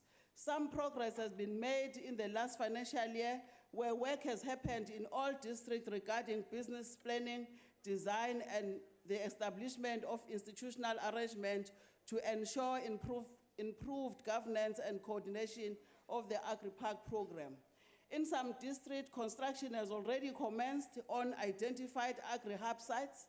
For example, bulk electricity work in Witzenberg in the Western Cape to unlock the hub development, construction of an abattoir in Butterworth in the Eastern Cape, amongst others. In the new financial year, 47 infrastructure projects will be completed in Agri-Hub and Farmer Production Support Unit across the country. In addition, 115 agricultural enterprises will be supported to ensure that there is a sustainable production to support agri-processing at the hubs. As highlighted in the NDP, there is a need to expand irrigated agriculture to increase production and transform the rural economy. It is therefore essential that agriculture is supported by expanding irrigated agriculture, by the conversion of underutilized land, by the inversion of land reform projects into commercial production ventures, by the introduction of product value chain, by opening up more employment opportunities, and by getting more support from better resource players. In support of the macadamia industry, the department has completed the construction of a 11-kilometer bulk line in the Ngecha Macadamia project in the Eastern Cape. The rising main and pump station are planned to be completed by the end of this financial year. In KwaZulu-Natal, we have had several successful, transformative, and catalytic projects that will have a significant positive impact on the production for agri-parks. Last year, we completed the upgrade of Intsuza irrigation scheme, which extended to 300 hectares and to 400 farming beneficiaries at a cost of 60 million. In this financial year, two major projects in KZN will improve irrigation scheme. The Mtandeni irrigation scheme at a total value of 40 million will benefit 150 farmers over a total of 310 hectares, and the Moy River irrigation scheme, which is as extensive as 600 hectares, aid is more than 500 farmers who will be benefiting from the scheme to the extent of total cost of 37 million. In Mpumalanga, we'll be upgrading the Dingley-Dale and New Forest Canal at a value of 16 million, and this will benefit 1,000 farmers. At the Bushbuck Ridge Agri-Park, we will be constructing the Farmer Production Support Unit to the value of 12.3 million for 40 farmers involved in vegetable production. Another significant partnership is with the National Wool Growers Association, where we have been able to assist 1,224 communities with their RAM improvement program. That is currently generating in excess of 130 million income. Another flagship project that will support production to the agri-parks is our partnership with Cotton South Africa. Through this partnership and working closely with the Department of Agriculture, revitalization of rural towns and industrial parks in townships are other important government objectives. One good example of this is that the completion of the construction of the runway in the small town of Somerset East in the Eastern Cape. The project will contribute significantly to employment of youth, job creation, regional economic development, strengthening heritage, developing tourism, and creation of industries.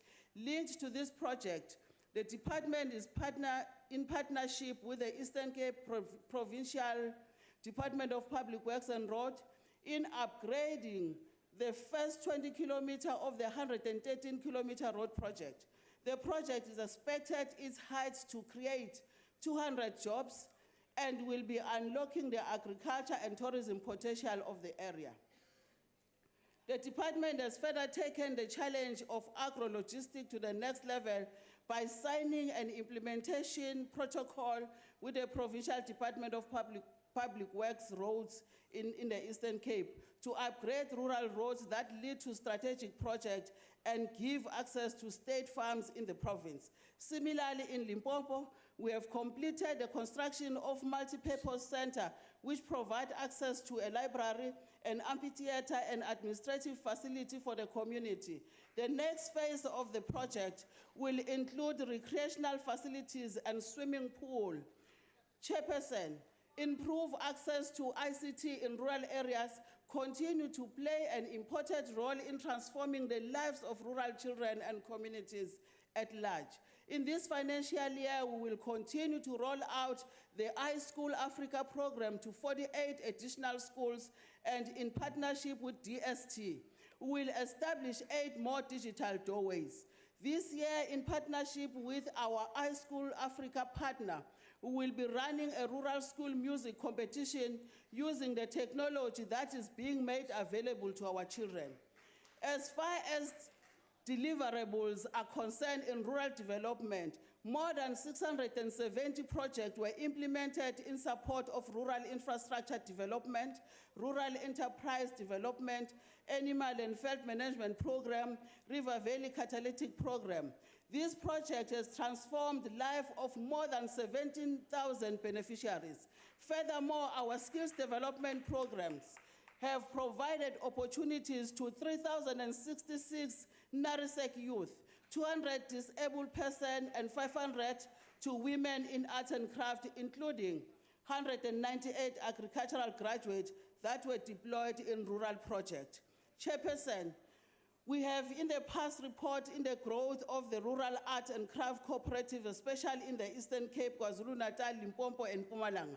In the past year, we have continued with the capacity building initiative focusing on skills needed for sustainable business management and cooperative governance. The department has been working with a training partner who has originally introduced a business model for rural art and craft, and significantly progress has been made in skills and market access. In addition, the art and craft primary cooperatives in the 4 provinces have shown readiness to form a secondary cooperatives at the district level. This will enable them to buy in bulk and so strengthen their bargaining power. They will still need further support in access market and training of the board members of the secondary cooperative in market information, auditing, production, diversification, financial management, especially in pricing and selling. Chairperson, August 2015, i-Cooperative Bank Development Agency eyilunga le-National Treasurer sisebenzisana nayo siyi-Department yaka-Rural Development and Land Reform ukuthi basincedise ukuthi sakhe ibhangi labomama abenza imisebenzi yezandla. Okwamanje esikushoyo ukuthi ngoJune kulonyaka siyobe siregister ibhangi okokuqala ngqa eSouth Africa, ibhangi labomama abasebayirezile imali engango 100,000. Igama lalelo bhangi lizobizwa ukuthi isimzansi Rural Arts and Craft Club. To continue to strengthen the skill component of the Narisek program, the Tabantu Narisek College upgrade has been allocated 40 million for planning, design, upgrading, which will benefit the Narisek Honorable students. Deputy Minister, please conclude. In conclusion, Chairperson, I just want to indicate that this financial year, honorable members and our rural development initiative and activities are very diverse and yet very focused. Focus on agrarian transformation. The toll-free number again, Chairperson, is 0800 007 095. Thank you very much for that. Honorable Mbinda.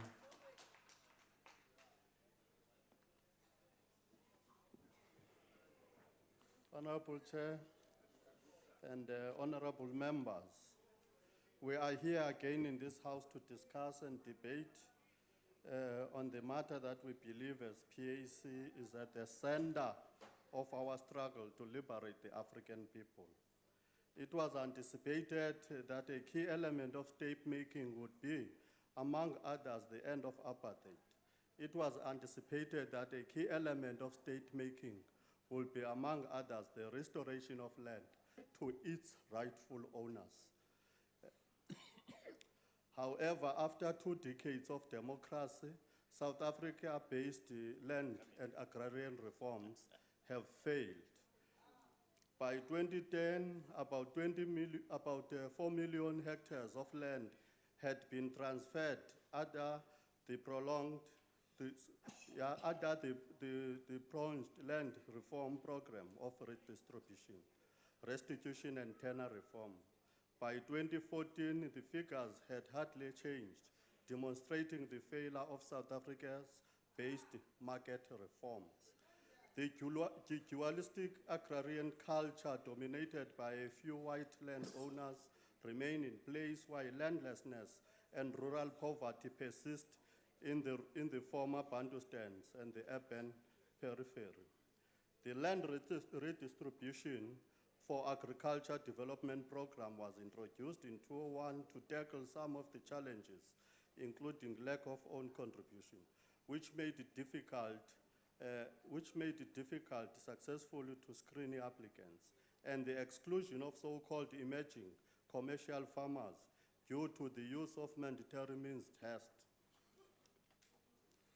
In countries with successful land reform in favor of smallholders, such as China, Indonesia, and so forth,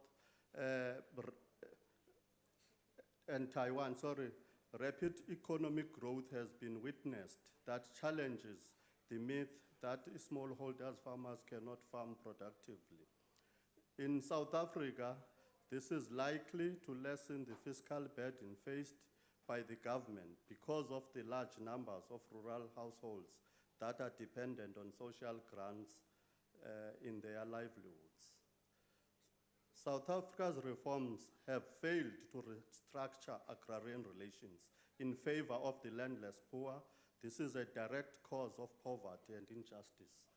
The PAC has always maintained that a nation without land is not a nation, and the sooner we realize, the better for the future of this country and that of many generations still to be born.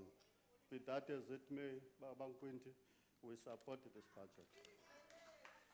Thank you, Honorable Ndinga. Honorable Walters.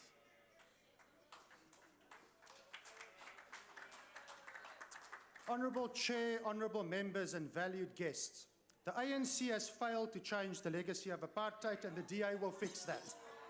We will use the concepts of freedom, fairness and opportunity to do so, and let me unpack those concepts one by one to the members and the guests present so that there can be no misunderstanding or misrepresentation of what we in the DA care about. Let me also do this in the context of land reform so that what we say and what we do regarding this crucial national priority is clear to all South Africans. With freedom, we believe that no government or group should prevent you from owning land or try to control what you should do with your land. You should be free to pursue your dreams, using your talents and using enabling support from a facilitator state to ensure that you are not beholden to anyone, especially not the ANC. It is therefore of huge concern to the DA, as pointed out by my colleagues previously, that government consistently fail to transfer ownership of land to beneficiaries. It persists in maintaining state ownership and control over land, essentially turning beneficiaries of land reform into cheap labor of the state. That is monopoly capital of a special kind, I suppose. Even from the purported Marxist perspective of colleagues from other parties, one can ask, how does the fundamental power relations of the poor vis-à-vis their environment change if government is simply not interested in truly freeing them? Where is the redress in that? Where's the change in that? How can you use that mockery of freedom? A DA incoming government will ensure that land obtained for land reform is actually owned by beneficiaries. We are the only party that genuinely wants the poor to own land. As another example of this mockery of freedom under the outgoing government, we can see how it persists in entrenching apartheid and the colonial tactic of using traditional leaders to keep itself in power. President Zuma encourages traditional leaders to claim land rather than asking individuals to do so, and actively treat traditional leaders like the owners of tribal land rather than allowing South Africans living on such land to claim the land they use as their own. The Freedom Charter says the land will be divided under those who work it. Many traditional leaders see through that and want those communities they are associated with to be free. But the outgoing government do not want them to treat South Africans living in communal areas as equal citizens. Honorable Waters, there's a question. Honorable Waters, can you take a question? No, not from you.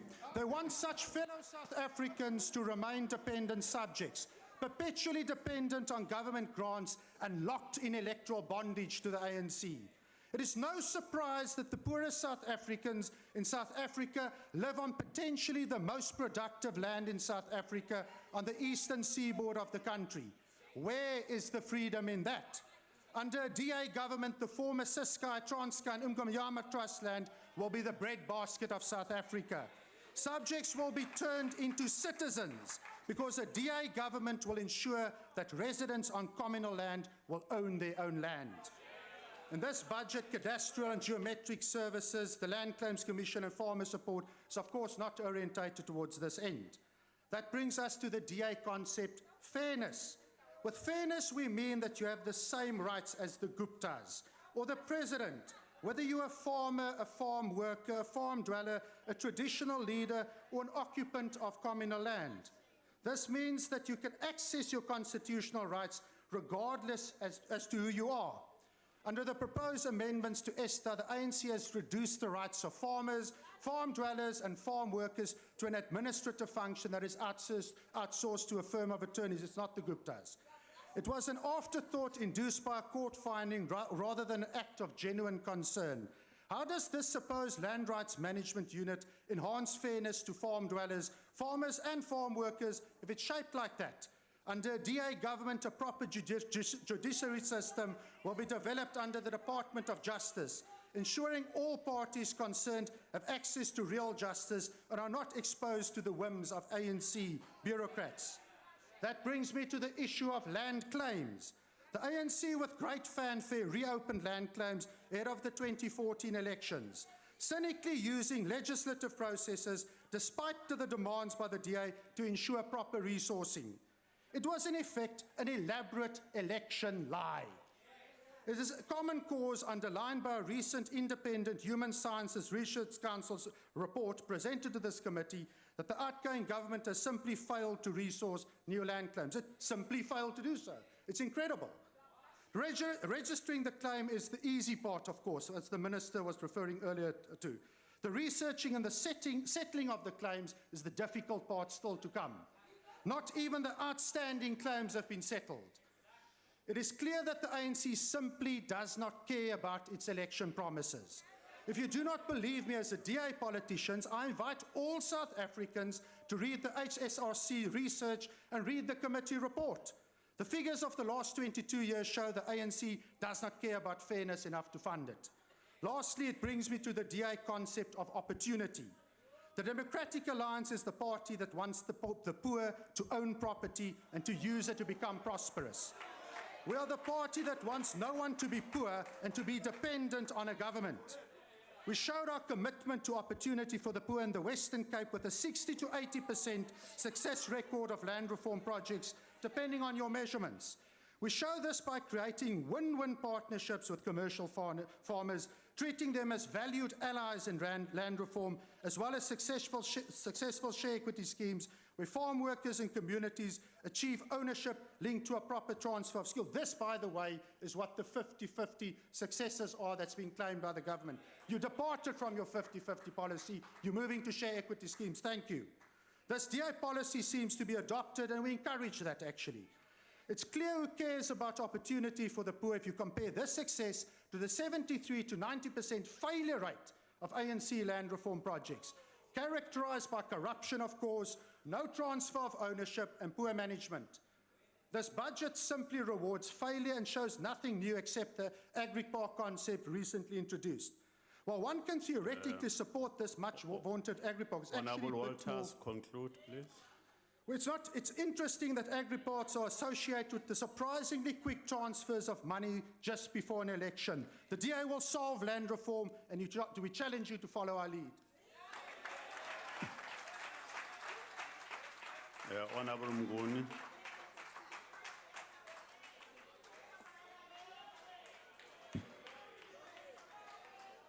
Thank you very much, Honorable Chair, and all protocol observed. We hold this debate today on the 26th of April 2016, exactly at the end of 22 years since the 27th April 1994 democratic breakthrough. The ANC is proud to have led the life and death struggle to usher in non-racial, non-sexist, democratic and prosperous South Africa's solid foundation within such a short space of time. Simple arithmetic shows that 1994 minus 1652 gives you 342. Meaning the work of centuries-old oppression and exploitation has been dealt a blow even in the mere 22 years from 1994 hitherto.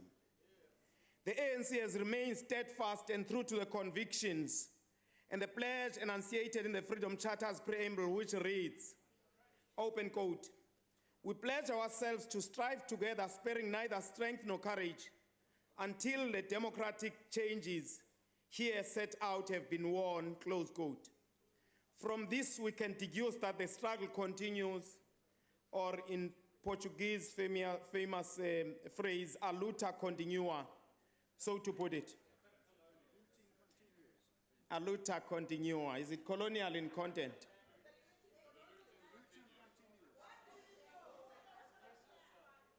We would like to emphasize, just starting with encouragement to our own ministry and department, to emphasize on rural development, that the rural development share of the budget cake seems to be declining over the years as a proportion of the overall department's allocation slice.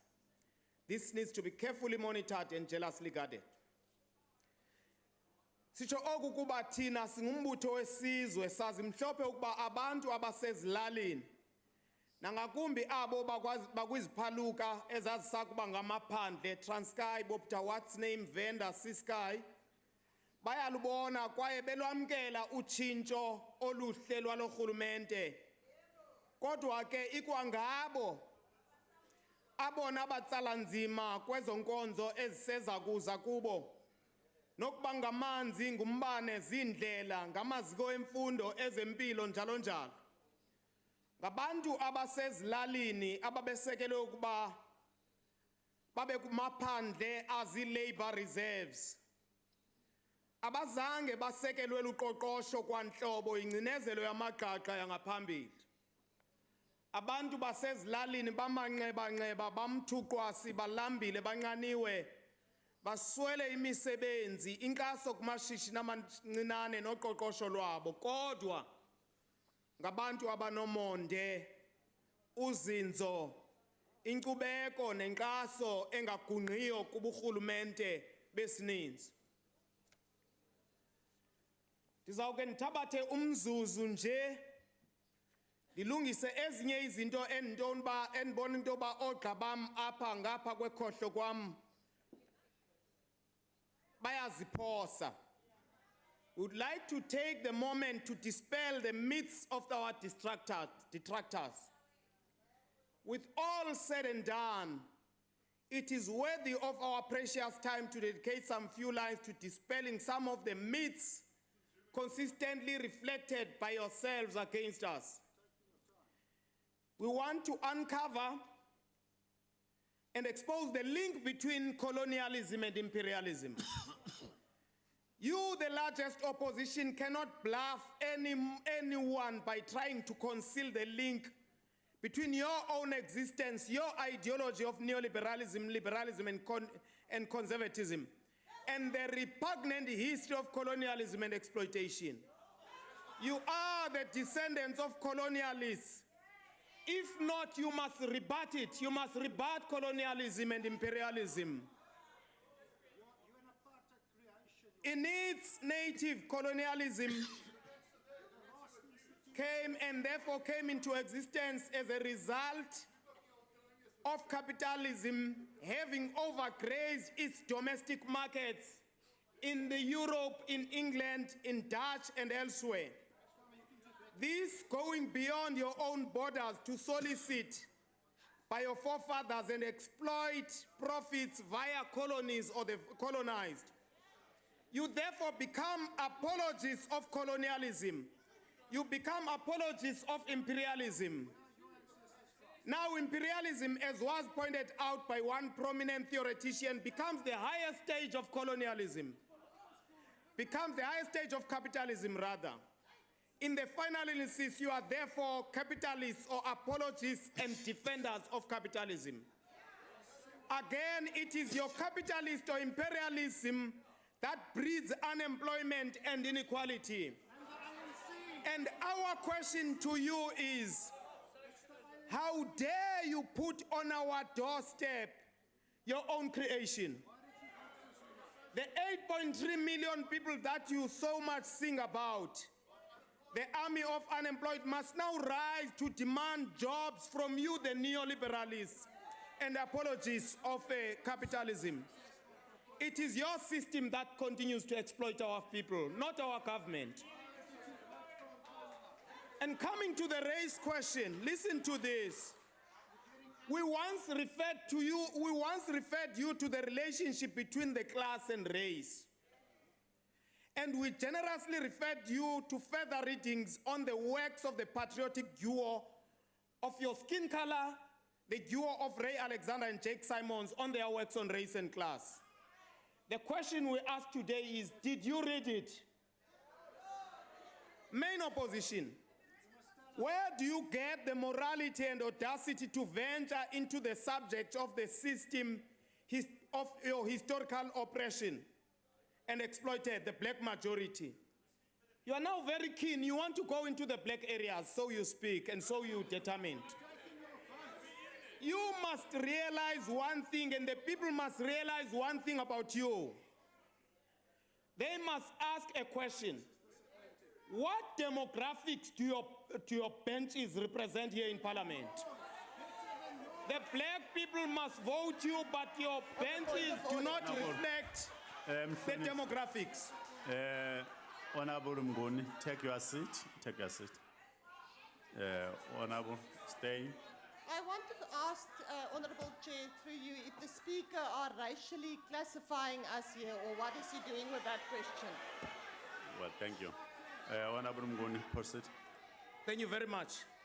I talk demographics. You may wish to ban it. I'll find another term. I am saying, what demographics do your benches reflect in this House? You want the black vote, but you will have another demographic representation in Parliament. Our people cannot be fooled. They can see the truth. You cry foul whenever the ANC-led government is about to score a goal, be it on transformation, in the workplace, in sport, and everywhere else. And thank you to the ANC ministers, Oliphant, Mama Oliphant, and Fikile Mbalula, for putting the foot down and demand that transformation now, not tomorrow. We will not host anything for those white sporting codes, to make a reference to some of your comfort zones in rugby, in cricket, in netball, and so forth. We leave you at that. There is a missing army, pseudo-army of red overalls. We've seen them time in and time out. They have survived on anarchy in this august House. They have survived on creating disorder and havoc. And now we hear of late that they are talking war. They are sometimes your partners. They are talking war now. They say they will take South Africa through the barrel of a gun. We are laying charges against them. That is treason. Go and tell them. We shall meet them in your courts. We shall meet them in the courts. In fact, one of your own, Janus Walus, wants to get away with murder, and today the courts prove that he cannot run away with murder within 22 years. Janus Walus is going to rot in jail, or he must speak the truth. Honorable Mnguni. Honorable Stay. Chairperson, in the first place, I just want to say...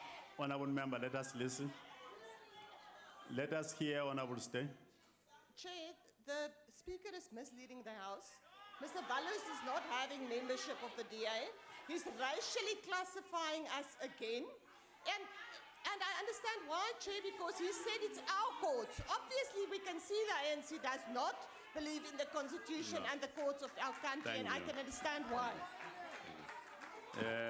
Achtbare voorzitter, punt van orde.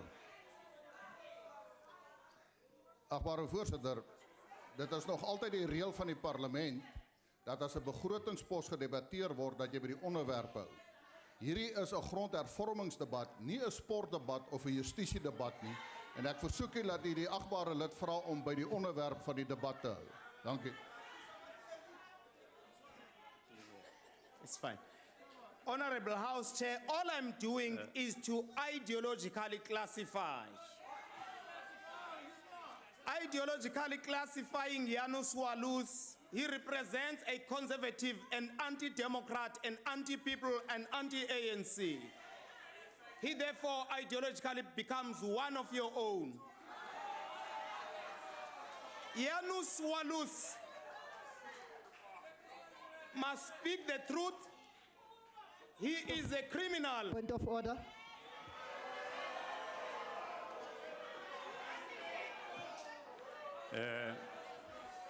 Is the speaker relevant to the topic? No, no. Not irrelevant. We are outside the topic. Aw. Mhlongo. Mhlongo asakuzwanga manje. Honorable member, let us listen to Honorable Mhlongo. Bengithi baba akasakhulumi ngeland reform, asazukhuluma ngabantu abakhe ulawuslawusa so umuntu wethu. Makakhulume ngeland. No, honorable members, Honorable Mnguni remain again on the debate.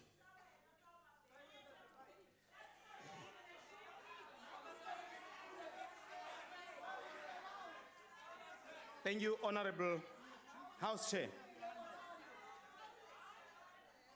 The ideological underpinnings of the main opposition being neoliberalism with strong tints of conservatism must be exposed for what it is. You will never understand the land question unless if you understand colonialism and unless if you understand its links to imperialism. That DEIC and those three ships, the Wachter, the Whopper, whatever here in the Cape, that's the beginning of colonialism, which was itself driven by the DEIC and imperialist agenda. Whatever. There was nothing about them anyway. Honorable House Chair, Honorable Mhlongo, who spoke here for the DA, thank you that they managed to get a person like him. Honorable Mhlongo talks about title deeds in Johannesburg, but he doesn't tell the nation that he was a councillor there in Johannesburg, and therefore he failed to deliver title deeds himself. He simply... Honorable Mnguni, take your seat.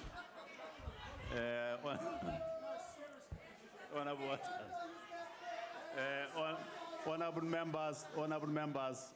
members, I think we are delaying ourselves unnecessarily. Yeah. Can we just hear what Honorable May I address you? Yes. Chairperson, the Honourable Speaker is misleading the House once again. As you know, the DA is not in power in Johannesburg. We wish we were, because we would...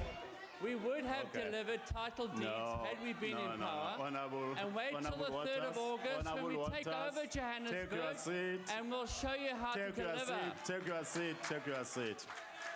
Take your seat. Honorable Mnguni, conclude. I'm worried about my time. The people here, House Chair, I'm wasting my time. Honorable Mhlongo is a former councillor of Johannesburg. He came here to declare that he failed. Honorable Filtane. Honorable members, let us listen to Honorable Mnguni. Honorable Mnguni, conclude. We advise Honorable Filtane not to throw concepts. He talks about constitutional amendments in order to accommodate what he calls the beginning date. But he doesn't tell the House or the nation what beginning date. The human species has existed for millions of years. What beginning date Honorable Filtane chose to live without even telling us, but he wants us to believe that constitutional amendment is the way to go. He talks about the budget cuts, that the budget must be improved, but he doesn't tell us where must we cut in order to improve where. Honorable Walters, who spoke just before me, Honorable Walters talks about... Honorable members, let us allow the member to conclude. Mnguni, conclude. He talks about the land in the former homelands. But he doesn't tell that the former homelands were a forced system of self-governing states and Bandustans. And those people are not there by choice. We stay there, I stay there, I'm waking up from there today. Thank you. You talk about opportunity. Thank you, Honorable Mnguni. The ANC supports the budget vote 39. Thank you. Honorable Minister, conclude the debate. Mr. Chairperson? Yes, no, just Chair, take your seat, Honorable Minister. Yeah, sorry, I don't want to interrupt the minister. I do want you, if you could, to refer to Hansard and look at the comment that was made earlier on in the speech with regards to all members on this side of the House being descendants from colonialists. Well, if I look around, there's quite a few people that would not be members of colonialists. So I'd like you to look at Hansard, Chairperson, and come back with a ruling as to whether that is racial profiling or not. Thank you very much. Okay, honorable members, thank you very much, Honorable Waters.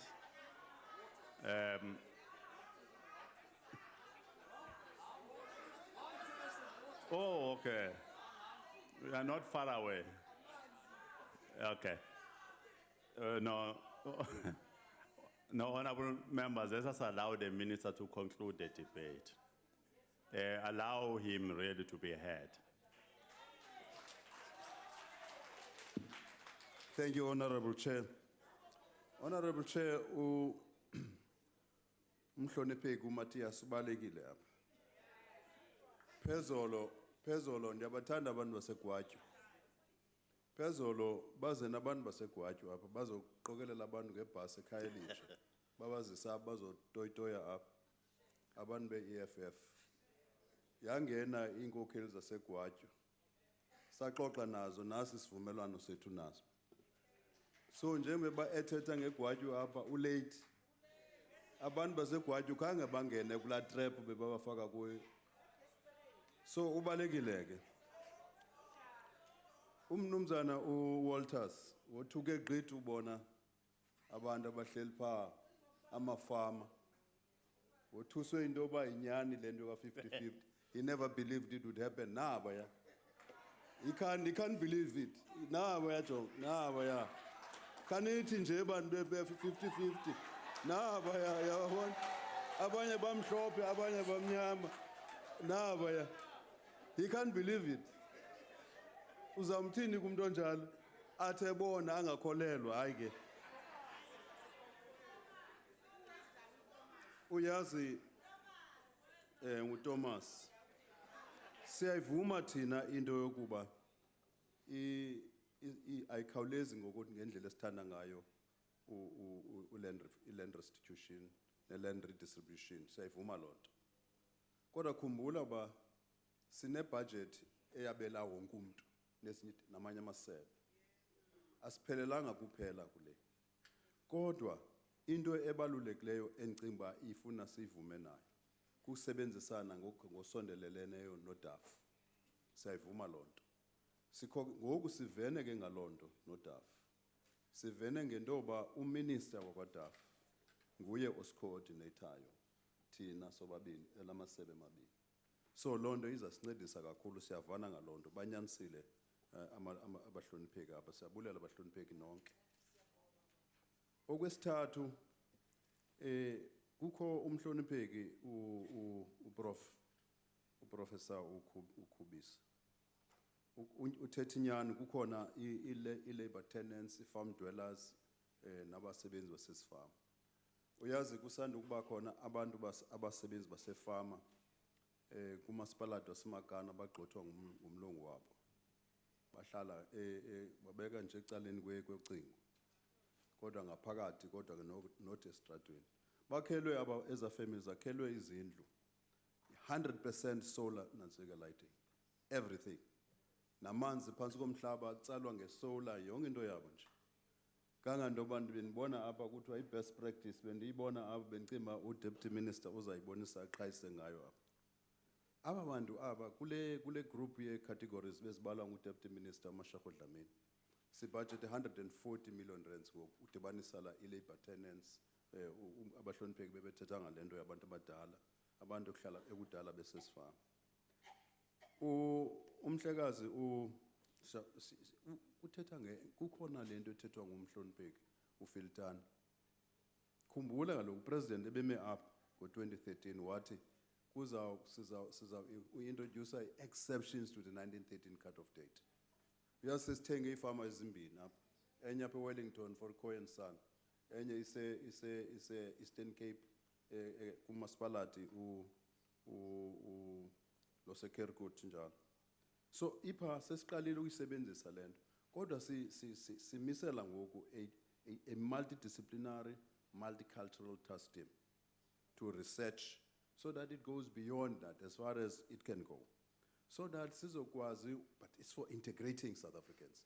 Yazi into ebuhlungu apha. Amalungu asekukhohla ukuthi apha ngokungakumbi amalungu anxibe overall. Abaziboni kaloku bona bangabaphikisi. Uphikiswa nje ke pha. Thina asingobaphikisi. Singabakhi besizwe. Ukuba wakhi isizwe ke udibanisa imihlambi eyalanayo. Uyabona moCDA nathi beANC asibanye ngengcinga nenkolo yepolitiki asibanye kodwa sibanye thina beANC sakhi isizwe asifune nje uze eParliament sakhi isizwe esinye noba ulibala elinjani sakha isizwe esinye. Uyabona ke ngokubona xa beme apha bathetha ngento ba saba ngurhulumente ozayo. Hayi thina sithethi ngoba saba ngurhulumente ozayo. Sasingengorhulumente uqala sasilwe lilizwe sisithi silwela uMzantsi Afrika omnye omanyeneyo. uMzantsi Afrika ungenabuhlanga ungacala ucalweni ngobuni. uMzantsi Afrika wolawulo lwesininzi. uMzantsi Afrika othi yena masikhunzulelane othile ngobutyebi belilizwe. Hayi uMzantsi Afrika wohili bangaka izigebenga zingaka. Ngoba apha ngoku mntakamhlongo ngelishwa uvele wozifaka wena yazi ingcuka xa ime ngaphandle plant igusha zingaphakathi mos. Ingcuka ima ngaphandle plant ithi iyakhala ayifuna uvula izenza ngathi ikhala njengegusha. Ifuna ungena. Isikhathi sesiyami. Ifuna ungena ebuhlanti. Ngoku ingxaki lapha mntakamhlongo uyongena kuloo ndawo wena wazenza ingcuka. Abantu bayakubona bafuna ukuvulela bayaqonda ba uyingcuka igusha zindwebile. Thank you. Thank you very much. Yabulela kakhulu Thank you very much, Honorable Minister. Well, thank you very much, honorable members. That concludes the debate and the business of this extended public committee. The committee will now rise. Thank you very much for your contribution.